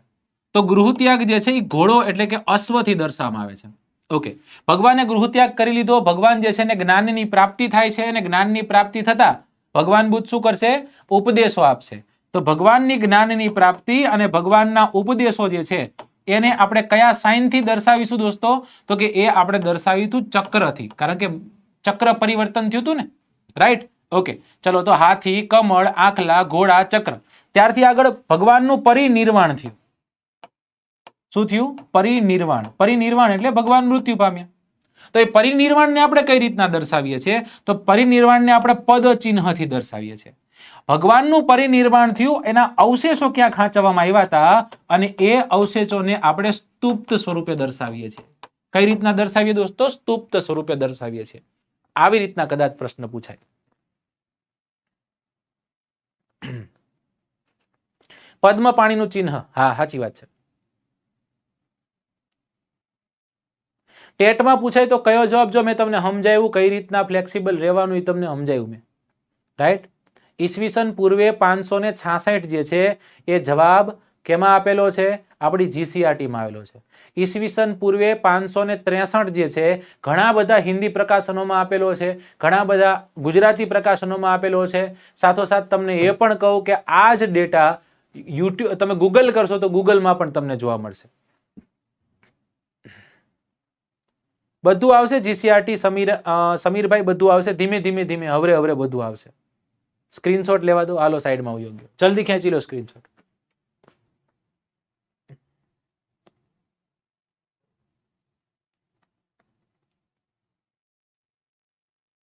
ચલો ઓકે. હવે આજ ભગવાન બુદ્ધે ત્રિરત્ન આપેલા, જૈન અને બૌદ્ધ. આપણે બૌદ્ધ ભણી છે. એ ત્રિરત્ન કયા છે? એ ત્રિરત્ન છે બુદ્ધમ શરણમ ગચ્છામિ, ધમ્મમ શરણમ ગચ્છામિ અને સંઘમ શરણમ ગચ્છામિ. પ્રશ્ન પૂછાય કે બૌદ્ધના ત્રિરત્નો કયા કયા છે? બુદ્ધમ શરણમ ગચ્છામિ, ધમ્મમ શરણમ ગચ્છામિ અને સંઘમ શરણમ ગચ્છામિ. રાઈટ? જો જ્ઞાન પ્રાપ્તિ યાદ રાખજો, જ્ઞાન પ્રાપ્તિ પીપળાથી છે. ઓકે, ઉપદેશ ચક્રથી છે. હવે જયારે તમે સ્તુપ્ત જુઓ છો, એ સ્તુપ્તની ઉપર તમને આવું કંઈક જોવા મળશે. આ શેને રિપ્રેઝેન્ટ કરે છે? આવા 3 અલગ અલગ પાર્ટ્સ હશે. આ ત્રિરત્નને રિપ્રેઝેન્ટ કરે છે. ધમ્મમ શરણમ, બુદ્ધમ શરણમ ગચ્છામિ, ધમ્મમ શરણમ ગચ્છામિ અને સંઘમ શરણમ ગચ્છામિ. ઘણી વખત એવું બને કે સ્તુપ્ત જે છે એ સ્તુપ્તમાં તમને આવું ન જોવા મળે, એક વૃક્ષ જોવા મળે. આ વૃક્ષ જે છે, વૃક્ષ એટલે કયું દોસ્તો? તો કે બોધિ વૃક્ષ છે. કયું છે? બોધિ વૃક્ષ. આ પ્રશ્ન પૂછાય કે બોધિ વૃક્ષ એટલે કયું? તો કે પીપળાનું વૃક્ષ. શું કામ પીપળાનું વૃક્ષ? કારણ કે દોસ્તો આ જ પીપળાના વૃક્ષની નીચે નિરંજના નામની નદીના કિનારે, કઈ નદીના કિનારે? નિરંજના નામની નદીના કિનારે ઉરુવેલા ખાતે, બોધિ ગયા ખાતે ભગવાન જે છે, ભગવાનને જ્ઞાનની પ્રાપ્તિ થાય છે. કમ્પ્લીટ? અજયભાઈ આપણે ભણીશું એને આપણે સરસ રીતના આર્ટ એન્ડ કલ્ચરમાં ભણશું. ચિંતા ન કરો, થોડુંક કરી. અત્યારે આપણે પેલા GCRT છે, GCRT ને લગતી વાતો કરશું. મારું નામ અભિજીતસિંહ ઝાલા છે, ચિરાગભાઈ. ચલો નેક્સ્ટ ક્વેશ્ચન તરફ જઈએ. એની પહેલા ભગવાન બુદ્ધ સાથે જોડાયેલી 4 મહત્વની ઘટનાઓ. લુંબિની વન ખાતે તેઓનો જન્મ થાય છે. ક્યાં જન્મે દોસ્તો? લુંબિની વન ખાતે જન્મ થાય છે, રાઈટ? કમળ અને બળદ જે છે એનું ચિહ્ન છે. પછી 29 વર્ષ જે છે એ લુંબિની નામની સ્થળથી તે ગૃહનો ત્યાગ કરે છે, અને ગૃહ ત્યાગ કરે અને મહાભિનિષ્ક્રમણ કહેવાય. શું કહેવાય દોસ્તો? મહાભિનિષ્ક્રમણ. આવું ક્યાંક ભણ્યા છીએ સાહેબ? હા, મહાદેવભાઈ દેસાઈ નામના વ્યક્તિ છે, એમને ગાંધી બાપુની જે દાંડી યાત્રા છે ને મહાભિનિષ્ક્રમણ કીધું હતું.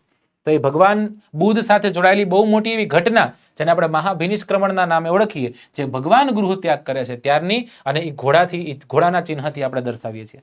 ત્યારબાદ 35 વર્ષની ઉંમરે ગયા નામની જગ્યાએ જ્ઞાનની પ્રાપ્તિ થાય છે, રાઈટ? બોધત્વ જે છે, બોધત્વની પ્રાપ્તિ થાય છે. આને આપણે બોધિ વૃક્ષ તરીકે રિપ્રેઝેન્ટ કરીએ છીએ, કે પછી બોધિ વૃક્ષથી આપણે એને ઓળખીએ છીએ. ઓકે, સંબોધિની પ્રક્રિયા કહેશું એને. સારનાથ જે છે એ સારનાથ ખાતે પ્રથમ ઉપદેશ આપશે અને ધર્મચક્ર પરિવર્તિત થશે, અને ચક્ર જે છે ચક્રના ચિહ્નથી દર્શાવીએ છીએ. અને 80 વર્ષની વયે કુશીનગર એટલે કે કુશીનારા ખાતે મૃત્યુ પામે છે, જેને આપણે મહાપરિનિર્વાણના નામે ઓળખીએ છીએ. આ ઘટનાને અને સ્તુપ્ત જે છે સ્તુપ્ત એમનું ચિહ્ન છે. ભગવાનનું અવસાન પૂછાય તો પદ ચિહ્નથી દર્શાવવામાં આવે, એમના અવશેષો છે તો એ સ્તુપ્તથી દર્શાવવામાં આવે છે.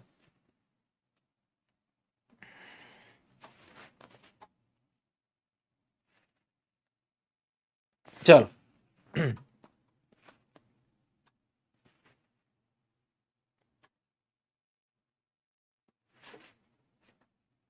કપિલ વસ્તુ ખાતે થયું હતું. જો આમાં એવું જ છે. જો દોસ્તો યાદ રાખજો, બે ઓપ્શન આવે ને જિંદગી બધી જગ્યાએ બે ઓપ્શન આવે ને ત્યાં જ માણસ હેરાન થાય. સમજાઈ ગયું? ઓપ્શન હંમેશા એક જ રાખવું, ગમે ત્યાં રાખો એક જ ઓપ્શન રાખો. બરાબર? બે પેન લઈને ન જાઉં જ કહું. બરાબર? ફાઇનલમાં જાવ ત્યારે લેતી જવાની, પણ કહેવાનો મતલબ એમ છે કે બે ઓપ્શન. મહાવીર સ્વામી ગૌતમ બુદ્ધમાં કન્ફ્યુઝ થવાના જ છો. તમે જે વાત કરી એ મહાવીર સ્વામીની વાત કરી. લઈ લો સ્ક્રીનશોટ.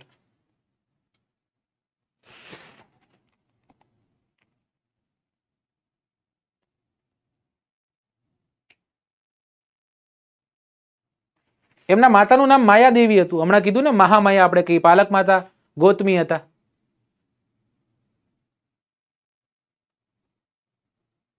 દીપિકા બેન કહે છે કે બુદ્ધના લગ્ન કેટલા વર્ષે થયા હતા. એનું મને જરાય ખ્યાલ નથી. એને હવે એવું કહીશ ને એટલે પછી એમ કે સાહેબ તો એમની હગાઈ કેટલા વર્ષ પહેલા થઈ હતી. એટલે ઘણા પ્રશ્નો છે ને એવા પૂછાણા નથી. એવું પૂછવું નહીં. બરાબર? ચલો ઓકે, નેક્સ્ટ ક્વેશ્ચન તરફ જઈએ. હજી એક્સપ્લેનેશનમાં આપણે ભગવાન બુદ્ધ જે છે, ભગવાન બુદ્ધની જ વાત કરીએ છીએ. જે મેં તમને સમજાવ્યું જ છે કે ભગવાન બુદ્ધે કર્મવાદને પ્રાધાન્યતા આપી હતી. બુદ્ધનું માનવું છે કે જો ઈશ્વર હોય તો દુઃખ શક્ય જ નથી. દુઃખનું કારણ તૃષ્ણા છે, અને તૃષ્ણા જે છે એ તૃષ્ણાને હટાવી દુઃખથી દૂર થઈ શકીએ છીએ. અને દુઃખથી દૂર થવા માટે, તૃષ્ણાથી દૂર રહેવા માટે અષ્ટાંગિક માર્ગ છે ને આપણે ઉપયોગમાં લેવાના છે. ભગવાને એવું કીધું હતું કે નહીં? હા. કર્મકાંડનો વિરોધ કર્યો. શું કામ કર્યો? તો કે યજ્ઞમાં થતી પશુ હિંસાને અટકાવવા માટે.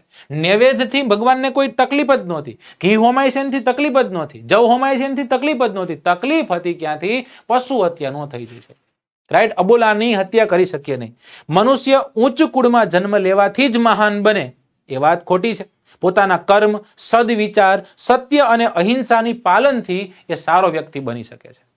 એક બહુ સારું એવું સેન્ટેન્સ નથી કે તમે કદાચ મોટા કુળમાં જન્મી ન શકો, કે જેને બધા ઓળખતા હોય, સમાજમાં સારું નામ હોય, પણ હા તમે જે પણ કુળમાં જન્મા હોય એ પછી તમારો પુત્ર જ્યારે જન્મે ને ત્યારે એ એક સારા એવા વ્યક્તિને ત્યાં જન્મ્યો છે એવું કહી શકે.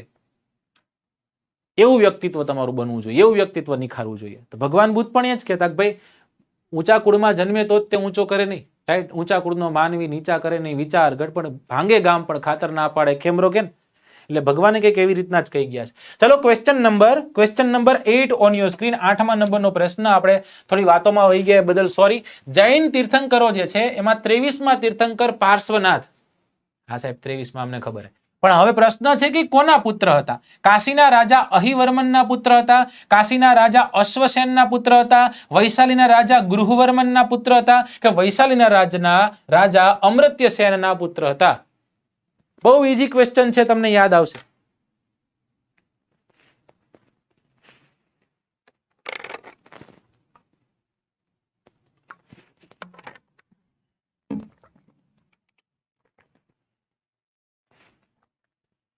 ફિલોસોફી મારો વિષય નથી એટલે વધુ એમાં હું તમને નહીં પ્રકાશ પાડી શકું, પણ જેટલું આવડે છે એવું તમને સમજાવીશ.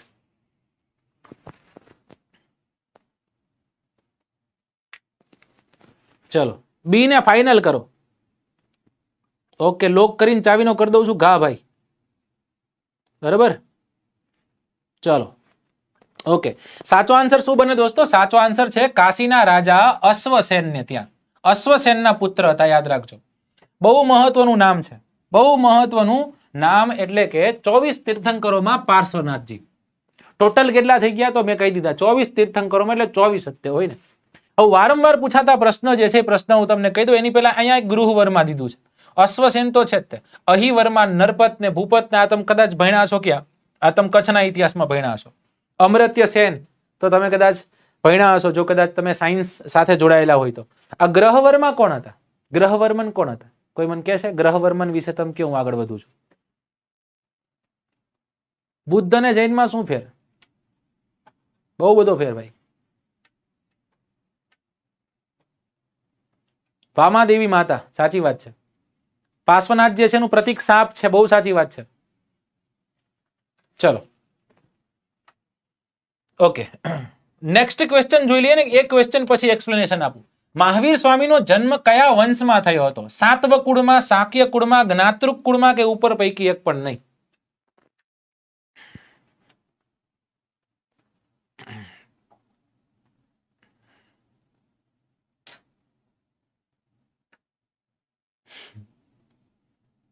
Status maker king, you are asking one question. હવે એ ક્વેશ્ચન તમારે કદાચ અત્યારે નથી જરૂરી એવું મને લાગે છે. અને બહુ સરસ આન્સર જોજો. કામ, ક્રોધ, લોભ, મદ અને મોહ આ વસ્તુથી વ્યક્તિ પર થઈ જાય ને તો એને જ્ઞાનની પ્રાપ્તિ થઈ કહેવાય. સમજાઈ ગયું? તમને ખબર જ છે કે તમે મોબાઈલ વાપરો તમારી આંખ ખરાબ થાય. તમને ખબર જ છે કે રાત્રે મોડે જમો તમારું પેટ ખરાબ થાય. તમને ખબર જ છે કે તમે ચાલો નહીં તમારું શરીર ખરાબ થાય. તમને ખબર જ છે કે ન સાંભળવાનું સાંભળો તો તમારું મગજ ખરાબ થાય. આ બધી ખબર પડવા લાગે ને જ્ઞાનની પ્રાપ્તિ કહેવાય. Option B. ઓકે, ચલો. ઓકે, સાચો આન્સર છે દોસ્તો શાક્ય કુળ. કયું કુળ છે? શાક્ય કુળ. નહીં, આ મિસ્ટેક છે.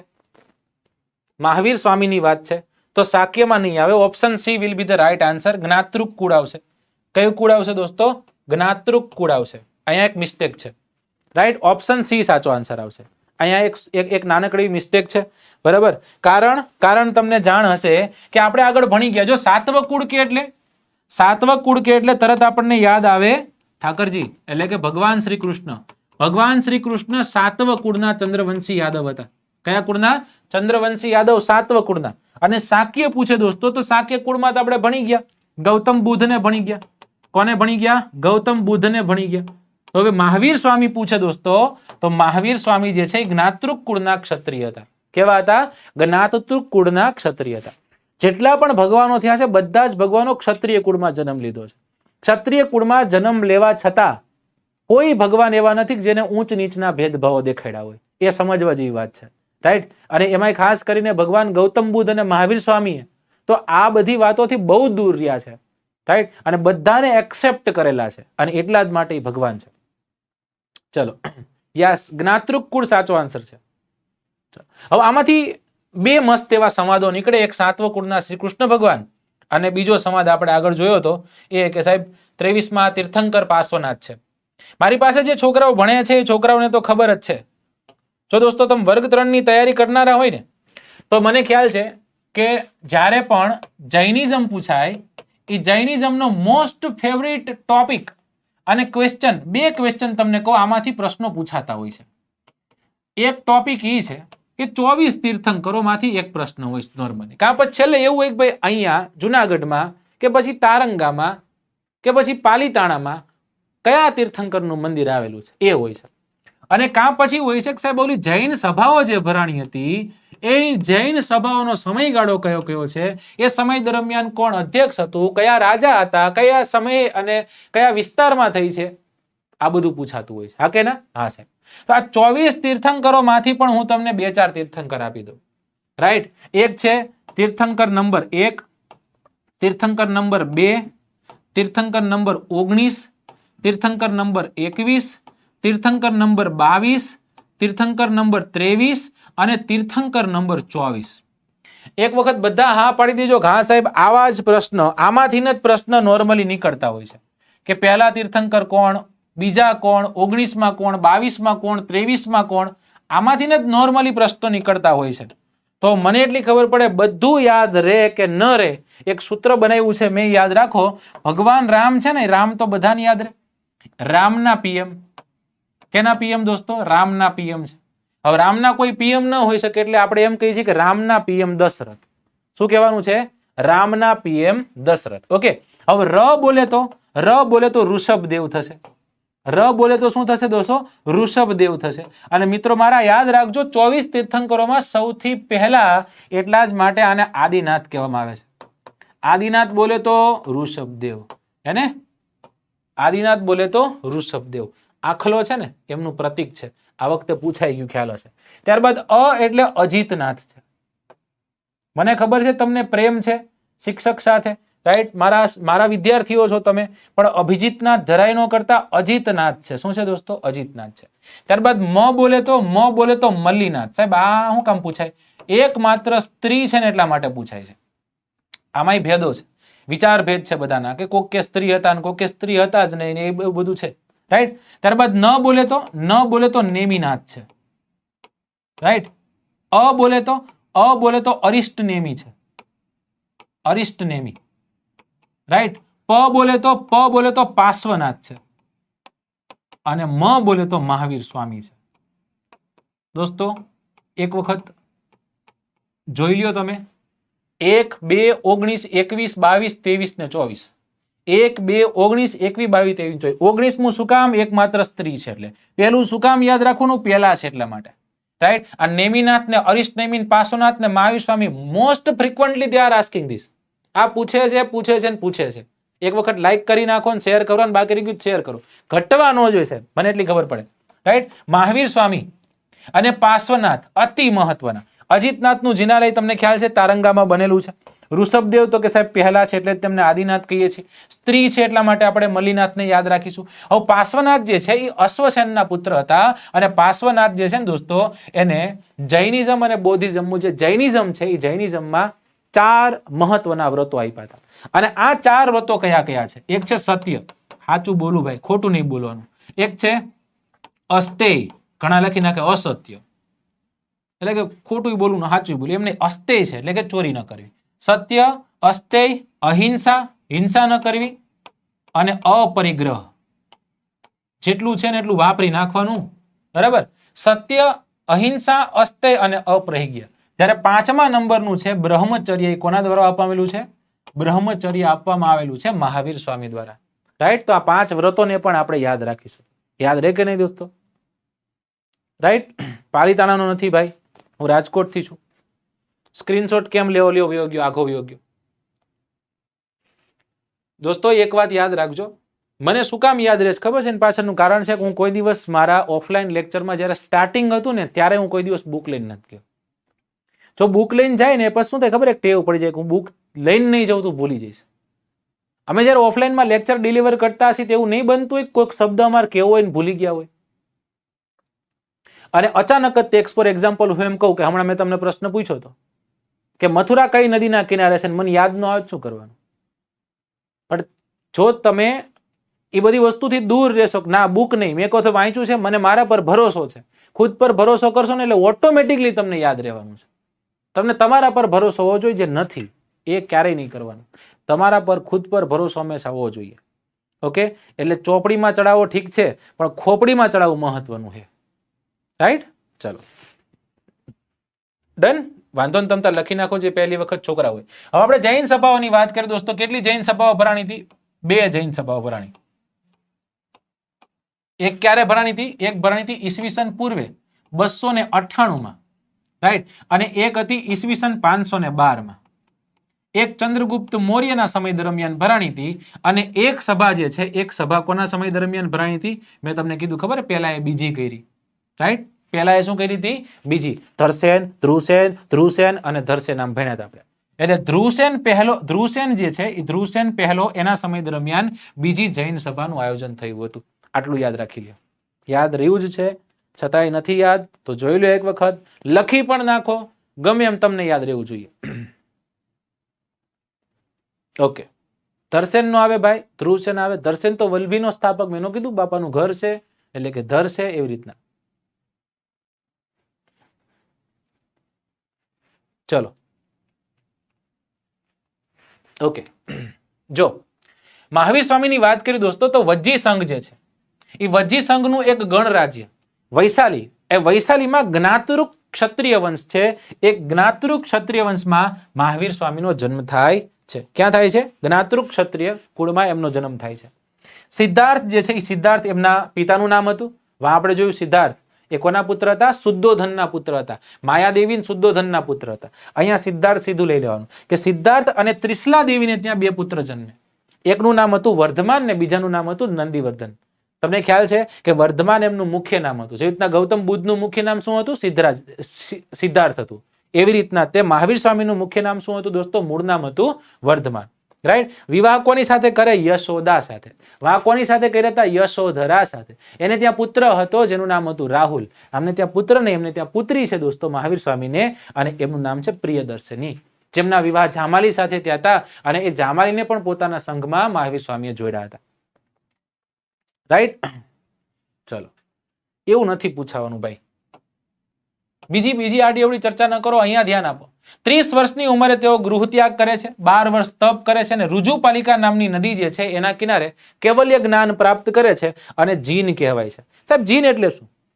અચ્છા, જીન ઉપરથી જ જૈન આવ્યું હશે એવું ને? હા, જીન ઉપરથી જ જૈન આવ્યું.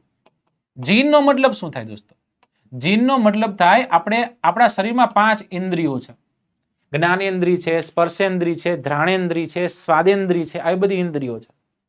ભૂખ લાગી હોય અને બાજુમાં કંઈક સારું બનતું હોય સાહેબ તો આપણને તરત ખબર પડી જવાની છે ને, રાઈટ? સુગંધ, ઘ્રાણ કોષો આવેલા છે, એના ઉપરથી આપણે સુગંધને પારખી શકશું. મગજ સુધી પહોંચાડો, મગજ આ જોતો હું છે, મગજ કહે છે આ તો ભાઈ પનીર ટીક્કા મસાલા તને ભાવે ઈ. એટલે પછી એ જીભ સુધી પહોંચાડશે. જીભ બોલું પનીર ટીક્કા મસાલા તું ખાસ તો કેવું લાગે? એટલે જીભ કે બહુ મજા આવે ભાઈ, ભૂકા કાઢી નાખે. એટલે ત્યાંથી નીચેથી લાળ રસ છે ને એનો સ્ત્રાવ થવા લાગે, મારે ખાવું. આને તૃષ્ણા કહેવાય. ભગવાને એમ કીધું દૂર રહ્યો આનથી નકર દુઃખ થશે. રાઈટ? તો શું છે દોસ્તો? જ્ઞાનેન્દ્રિય છે, સ્પર્શેન્દ્રિય છે, કોઈ કડે તરત ખબર પડી જાય, ઘ્રાણેન્દ્રિય છે, સ્વાદેન્દ્રિય છે. આ બધી ઇન્દ્રિયો જે છે એની ઉપર જે વશ કરે ને દોસ્તો એને જીન કહેવાય. ભગવાન જયારે બેઠા હતા ને ત્યારે એક ગોવાળ આવે છે અને ગોવાળ એમ કહે છે, ઓય સાધુજી, હું મારા ઢોરાને મૂકીને જાઉં છું, ધ્યાન રાખજો. સાંભળું? ભગવાન તો નથી સાંભળવાના, કારણ કે એ તો ધ્યાનમાં હતા. સખત વરસાદ ને તપ ને બધું, તડકો ને બધું હોવા છતાં ભગવાન પોતાની મસ્તગીમાં મસ્ત હતા. અને જયારે ફરીને આવે છે એ ગોવાળ ત્યારે એ ત્યાં કઈ જોવા મળતું નથી. અને એટલા માટે કહે, સાધુજી તમને કીધું નહોતું કેમ કે અમારે ઢોરા. હવે સાધુજી તો એની મસ્ત મોલા જિંદગીમાં હતા. રાઈટ? અને પછી ઓલા ગધબના હુડાઓ જે છે એ હુડાઓ મહાવીર સ્વામીના કાનમાં ઘુસાડવામાં આવે છે. એક કાનમાંથી નાખીને બીજા કાનમાં કાઢે છે, એ વાત છે. રાઈટ? લોહી વહી જાય છે છતાંય જાગતા નથી, કારણ કે બધી જ ઇન્દ્રિયો ઉપર પોતે વશ કરી દીધો હતો.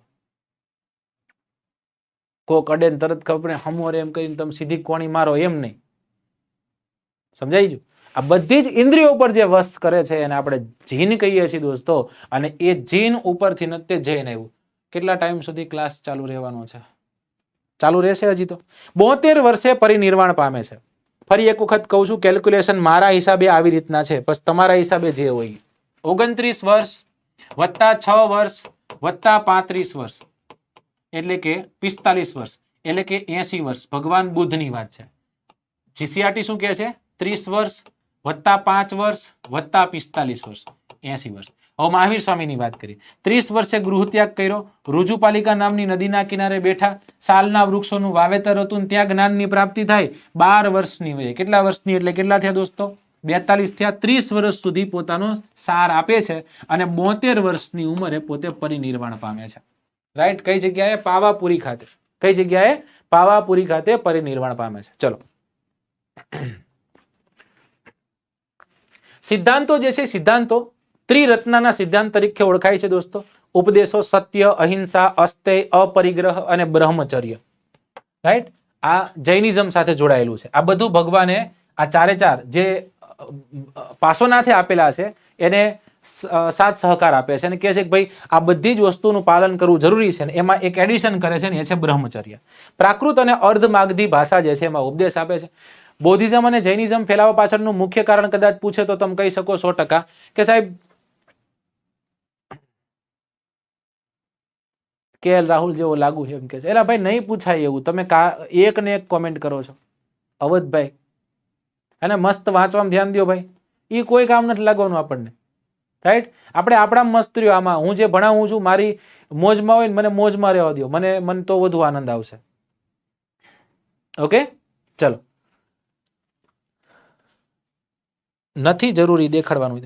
બ્રહ્મચર્ય જે છે, બ્રહ્મચર્ય મહાવીર સ્વામી હતું. પ્રાકૃત અને અર્ધમાગધી એટલે મેં તમને કીધું જૈનિઝમ અને બૌદ્ધિઝમનો ફેલાવો અને એક્સેપ્ટન્સ હોવા પાછળનું મુખ્ય કારણ શું હતું? એની પાછળનું મુખ્ય કારણ એ હતું દોસ્તો કે ત્યાંની જે સ્થાનિક ભાષાઓ હતી એ સ્થાનિક ભાષાઓમાં એમાં સાર આપવામાં આવતો હતો. ઉપદેશ જે છે એ સ્થાનિક ભાષામાં. હવે હું અહીંયા ઉર્દુ બોલવા માંડું કોઈ રે થોડીક વારમાં ગાયબ થઈ જાવ કે નહીં? સંસ્કૃત બોલવા માંડું અત્ર સંદેહ, એમાં શી શંકા છે? રાઈટ? ડરવા કુંજરવા તો તમને કઈ ખબર પડવાની નથી. પણ ગુજરાતીમાં એમાંય તે મારી રીતના મારી બોલીમાં હું તમને વેચી અને મૂકું છું સામે એટલે તમને વધુ આનંદ આવતો હોય છે. એમ ભગવાને એવું કર્યું કે ત્યાંની સ્થાનિક ભાષા છે, સ્થાનિક ભાષામાં સમજાવ્યું હતું. ઓકે, ચલો.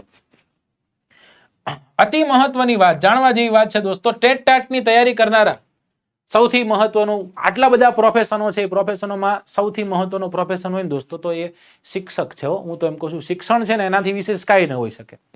મને ઘણા લોકો કહે છે કે સાહેબ તમે જીપીએસસી પાસ કરી નાખો, તમે ઓલી પાસ કરી નાખો, તમે આ પાસ કરી નાખો, તમે ઓફિસર બની જાઓ, તમે થોડું ઘણું ભણાવી શકો છો તો તમે ઓફિસર બની જાઓ. હું એમ કહું છું કે મને કદાચ એમાં નહીં મજા આવે.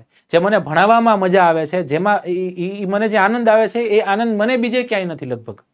રાઈટ, એટલે હું આ ફિલ્ડ સાથે જોડાયેલો છું. તો શિક્ષકના સપનાઓ જોઈ અને જે ટેટ ટાટની તૈયારી કરનારા વિદ્યાર્થીઓ હોય એ વિદ્યાર્થીઓ માટે વેબ સંકુલ દ્વારા એક ખૂબ સારી એવી આજે ભેટ તમારી સમક્ષ મૂકું છું. જો કે તમને ખ્યાલ છે પણ છતાં પણ જે પણ વિદ્યાર્થીઓ ઓનલાઈન વિડીયો કોર્સ જે છે એને પરચેસ કરવા માંગતા હોય તો 50% ડિસ્કાઉન્ટ સાથે આજે તમે એને પરચેસ કરી શકો છો. 3 મહિના, 6 મહિના, 9 મહિના અને 12 મહિનાના ડ્યુરેશન્સમાં આ તમને કોર્સ જોવા મળશે. 50% ડિસ્કાઉન્ટ લેવા માટે ટેટ ટાટ 50 કોડનો ઉપયોગ કરી દેવાનો છે, એપ્લાય કરી દેવાનું છે, ખૂણામાં બેસી જવાનું, એક ઇયરફોન, એક ફોન, એક પાણીનો એક શીશો બાજુમાં, એક સારી એવી ઈંડી પેન અને એક ચોપડી લઈને બે જવાનું છે. મને એટલી ખબર પડે જે પણ શિક્ષકોએ ભણાવ્યું છે એ બધું તમારા મગજમાં ચડાવી દો. આટલું જ કરવાનું છે. ઓકે, અને જેટલી પણ જે વિદ્યાર્થીઓ પૂછતા સાહેબ તમે કયા કોર્સમાં છો, ક્લાસ 3 ની જેટલી પણ બેચો મુકાયેલી છે, જનરલ કોર્સ હોય, તલાટી હોય, જે એ બધામાં ગુજરાતનું જીઓગ્રાફી મેં ભણાવ્યું છે. અને કોઈ પણ કોર્સ તમારે પરચેસ કરવો હોય તો મારો કોડ પણ યુઝ કરી શકો છો અને એ છે AZ50. इसको लगा डला लाइव झिंगालाला AZ50 કોડનો યુઝ કરી પણ તમે સબસ્ક્રિપ્શનમાં 50% જેટલું ડિસ્કાઉન્ટ લઈ શકો છો. ચલો ત્યાંથી આગળ જઈએ. જે વાત કરી છે એ છે મહાવીર સ્વામી અને ગૌતમ બુદ્ધ જે છે એમાં જે પોઈન્ટ્સ તમારે જોવાના છે કે પિતા સિદ્ધાર્થ છે, માતા ત્રિશળા દેવી છે, જન્મ ઈસવીસન પૂર્વે 599 વિવાહ યશોદા સાથે, પુત્ર પુત્રી જે છે એ પ્રિયદર્શિની છે, ગૃહ ત્યાગ 30 વર્ષની વયે, તપ 12 વર્ષ, જ્ઞાન પ્રાપ્તિ રુજુપાલિકા નામની નદીના કિનારે, વૃક્ષ તો કે સાલનું વાવેતર હતું અને નિર્વાણ 72 વર્ષની વયે પાવાપુરી ખાતે થાય છે. આવું ને આવું સેમ ટુ સેમ આપણે બુદ્ધ સાથે પણ જોઈએ છીએ. માતાનું નામ માયાદેવી હતું, પાલક માતા ગૌતમી હતા, જન્મ એમનો ઈસવીસન પૂર્વે 566, સાથે મેં ઈસવીસન પૂર્વે 563 પણ દીધું છે. યશોધરા એમના પત્નીનું નામ હતું, રાહુલ એમના પુત્ર હતા, 30 વર્ષ, અહીંયા 29 વર્ષ પણ દીધા છે, 6 વર્ષ અને અહીંયા 5 વર્ષ પણ દીધા છે, જ્ઞાનની પ્રાપ્તિ થઈ. ઓકે, નિરંજના નામની નદીના કિનારે પીપળાના વૃક્ષની નીચે, જેને આપણે બોધિ વૃક્ષ કહીએ છીએ, ત્યાં જ્ઞાનની પ્રાપ્તિ થાય છે, સંબોધિની પ્રક્રિયા તરીકે આપણે ઓળખીએ. સારનાથ ખાતે પોતાનો પહેલો ઉપદેશ આપે છે, ધર્મચક્ર પરિવર્તન તરીકે તે ઓળખાય છે અને 80 વર્ષની ઉંમરે પરિનિર્વાણ પામે છે, જેને આપણે મહાપરિનિર્વાણના નામે ઓળખીએ છીએ. ઓકે, ચલો નેક્સ્ટ ક્વેશ્ચન તરફ જઈએ દોસ્તો, અને એ છે ક્વેશ્ચન નંબર 10. થાકી ગયા હોય એવું મને લાગે છે, તમે હો, હું નથી થાક્યો. 10મા નંબરનો પ્રશ્ન, મહાવીર સ્વામીએ લોકોને ઉપદેશ કઈ ભાષામાં આપ્યો હતો? પાલી, પ્રાકૃત અને અર્ધમાગધી, પ્રાકૃત અને પાલી, અને પાલી અને અર્ધમાગધી. ચલો કર્યા હેરાન મેં તમને, કારણ કે આ બધા ચાઇનીઝ ઓપ્શન છે, બધા હરખા લાગશે.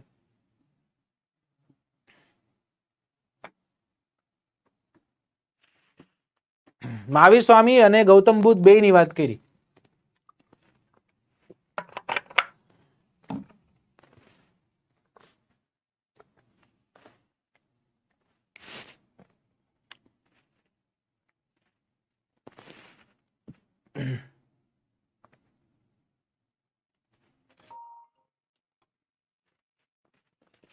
ચલો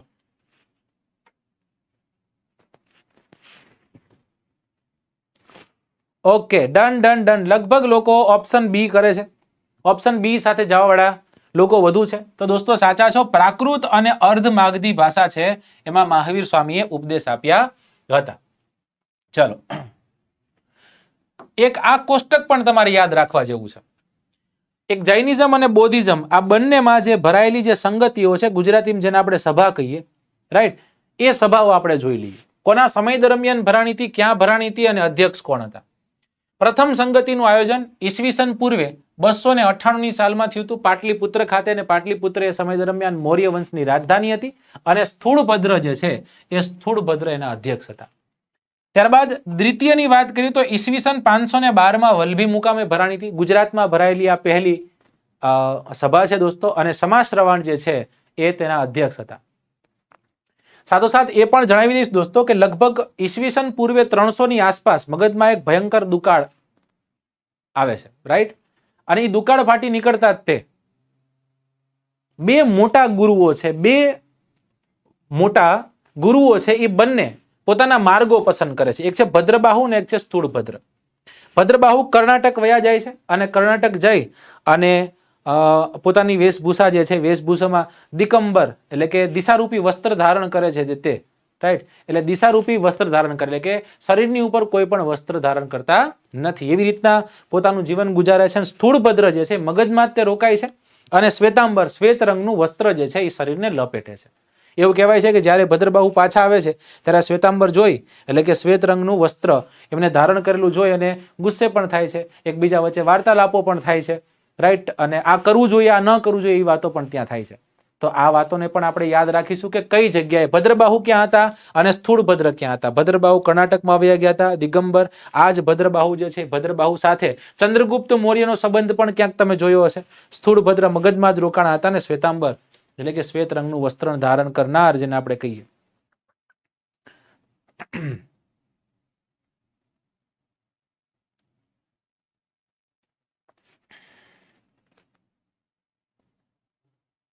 સર બીએસસી કરેલું છે, હવે શું કરવું જોઈએ ટૂંક સમયમાં નોકરી માટે? જો કોઈ પણ વસ્તુની શોર્ટકટ નથી સંજયભાઈ, બરાબર ને? મહેનત કરવી જરૂરી છે. એક્સપિરિયન્સ જે છે, એક્સપિરિયન્સ જો ફેલ થવાથી એક્સપિરિયન્સ નથી મળવાનો. હું એમ નથી કહેતો ફેલ થાવ, પણ કહેવાનો મતલબ એમ છે કે જે પણ વાંચો, સિલેબસ પસંદ કરો, જે પણ જોબને તમે જોબ તરફ દોડી રહ્યા છો, ફોર એક્ઝામ્પલ તલાટી છે તો તલાટીનો સિલેબસ ખબર હોવો જોઈએ. ઘણા એમ કે સાહેબ હું તલાટીની તૈયારી કરું, અને તલાટીની તૈયારી વાંચતો શું હોય ખબર? એવું કંઈક વાંચતો જેમાં પૂછાવાનું જ ન હોય. સમજાય છે? એટલે એ ત્યારે નહીં જોવાનું. તમારી પાસે સિલેબસ ફ્રેન્ડલી બનો. તમે જીપીએસસી ની તૈયારી કરો છો, જીપીએસસીમાં ભૌતિક ભૂગોળના જેટલા ટોપિક દીધા હોય એ જ કરવાનું, એક્સ્ટ્રા નથી કરવાનું, ઇતર નથી કરવાનું, એની પાછળ પડવાનું, એટલાને જ પકડી પાડવાનું છે, રાઈટ? અંગ્રેજી કરો, ગુજરાતી કરો, મેથ્સ કરો, આ 3 વિષયો તમને પાસ કરી શકે એમ છે. બાકી જીકે હું તમને ઘણું બધું ભણાવું છું. આખી સંસ્થાના કેટલા બધા શિક્ષકો છે જે ખૂબ સારું તમને ફ્રીમાં પીરસતા હોય છે. છતાં એમ લાગે કે ના સાહેબ અમારે સારી રીતના મહેનત કરી છે, તો સબસ્ક્રિપ્શન લઈને કરી શકો છો. ઘરે બેઠા થઈ શકે, સબસ્ક્રિપ્શન લઈને થઈ શકે. ખુદથી હોવી જોઈએ સાહેબ, અંદરથી ઈચ્છા હોવી જોઈએ, રાઈટ? કરાય, બીએડ કરાય, આગળ ડિગ્રી ચાલુ રખાય, પણ સાથે વાંચતું રહેવાય. ઓકે, ચાલો. અને આ લાસ્ટ ક્વેશ્ચન છે આપણો, અને એ ક્વેશ્ચન છે ક્વેશ્ચન નંબર 11. 11મો પ્રશ્ન તમારી સ્ક્રીન પર છે કે ગ્રીક રાજા સેલ્યુક્ટર નિકેટરને હરાવી ચંદ્રગુપ્તે 4 પ્રદેશો જીત્યા હતા. તેમાંથી કયો પ્રદેશ નિમ્નલિખિત વિધાનો જે છે એમાં આપેલો નથી? કાબુલ, કંધાર, હેરાત અને હાકુમ.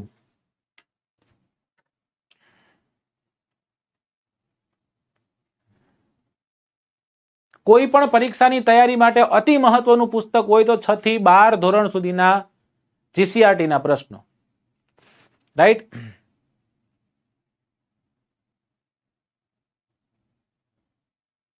જો પંચાલાભાઈ કે છે 300 માં નો આવે, એટલે જ કહું છું ડેટા વેરિએશન બહુ જગ્યાએ છે. હજી તમને એક કહું, અશોકની સભા જે છે ને ઘણી જગ્યાએ 255 દીધી છે, આપણે 251 કહીશું તમને. માથું આપણે ત્યાં જ ભટકાડવાનું છે ને, તકલીફ આ છે ડેટામાં. પણ અહીંયાથી હું પ્રયત્ન કરીશ કે સાચામાં સાચો ડેટા તમારી સમક્ષ મૂકું. બીજી વાત સાહેબ કે કદાચ કોઈ ભૂલ થઈ હશે તો હું ખુલ્લા હાથે એને એક્સેપ્ટ કરીશ ને તમારી સામે આવીશ અને એને તમને સુધારાવીશ, ચોક્કસ. ઓકે, ઓપ્શન ડી કે છે એક્સેલેન્ટ. વિપુલભાઈ નો આન્સર સાચો છે. સાહેબ આમાં એક ખાલી બલુચિસ્તાન એડ કરવાનો હતો, હાકુમ નથી આવતો. 4 પ્રદેશો જીતા 100%. કાબુલ જીતો, કન્હાર જીતો, હેરાત જીતો અને બલુચિસ્તાનનો વિસ્તાર જે પાકિસ્તાનનો પ્રાંત છે. પાકિસ્તાન 5 પ્રાંતોમાં વિભાજિત છે ને દોસ્તો, રાઈટ? એ 5 પ્રાંતોમાં સૌથી પશ્ચિમ તરફ રહેલો જે પ્રાંત જેને આપણે બલુચિસ્તાન કહીએ છીએ, એ બલુચિસ્તાનનો વિસ્તાર પણ એ સમય દરમિયાન ચંદ્રગુપ્ત મૌર્યએ કોની પાસેથી લઈ લીધો હતો? સેલ્યુક્ટર નિકેટર પાસેથી લઈ લીધો હતો. ચલો મિત્રો, આશા રાખું છું કે આજના લેક્ચરમાં તમને આનંદ થયો છે.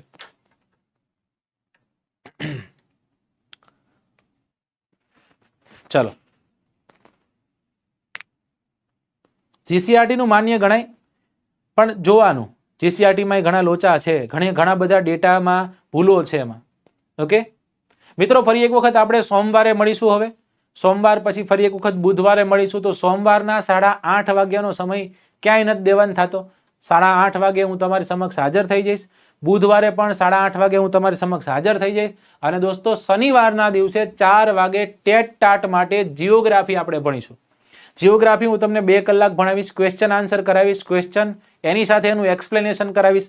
રાઈટ, તમને એમ લાગે કે સાહેબ ક્વેશ્ચન કરાવે, ક્વેશ્ચન નથી કરતા, આપણે સંપૂર્ણ એક્સપ્લેનેશન જોઈ લઈશ. હવે બૌદ્ધિઝમના લગભગ કોઈ પોઈન્ટ બાકી નથી, જૈનિઝમમાં લગભગ કોઈ પોઈન્ટ બાકી નથી, કદાચ કોઈ રહી ગયો હશે તો નેક્સ્ટ લેક્ચરમાં જ્યારે આવીશ ત્યારે ભણાવી દઈશ.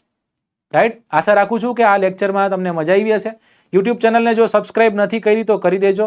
નીચે ટેલિગ્રામની લિંક આપેલી છે, એમાં પણ જોડાઈ જજો. એમાં તમને આની પીપીટી મળી જશે. અને કોઈ પણ કોર્સ પરચેસ કરવા માંગતા હોય મિત્રો તો જરૂરથી જે સંસ્થા છે, સંસ્થાના નંબર છે, સંસ્થાના નંબર પર તમે કોલ કરી અને વિગતવાર એની માહિતી લઈ શકો છો.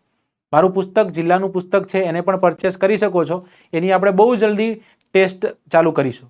Okay, thank you so much for watching this. Bye bye, take care, C you. જય હિન્દ, જય ભારત.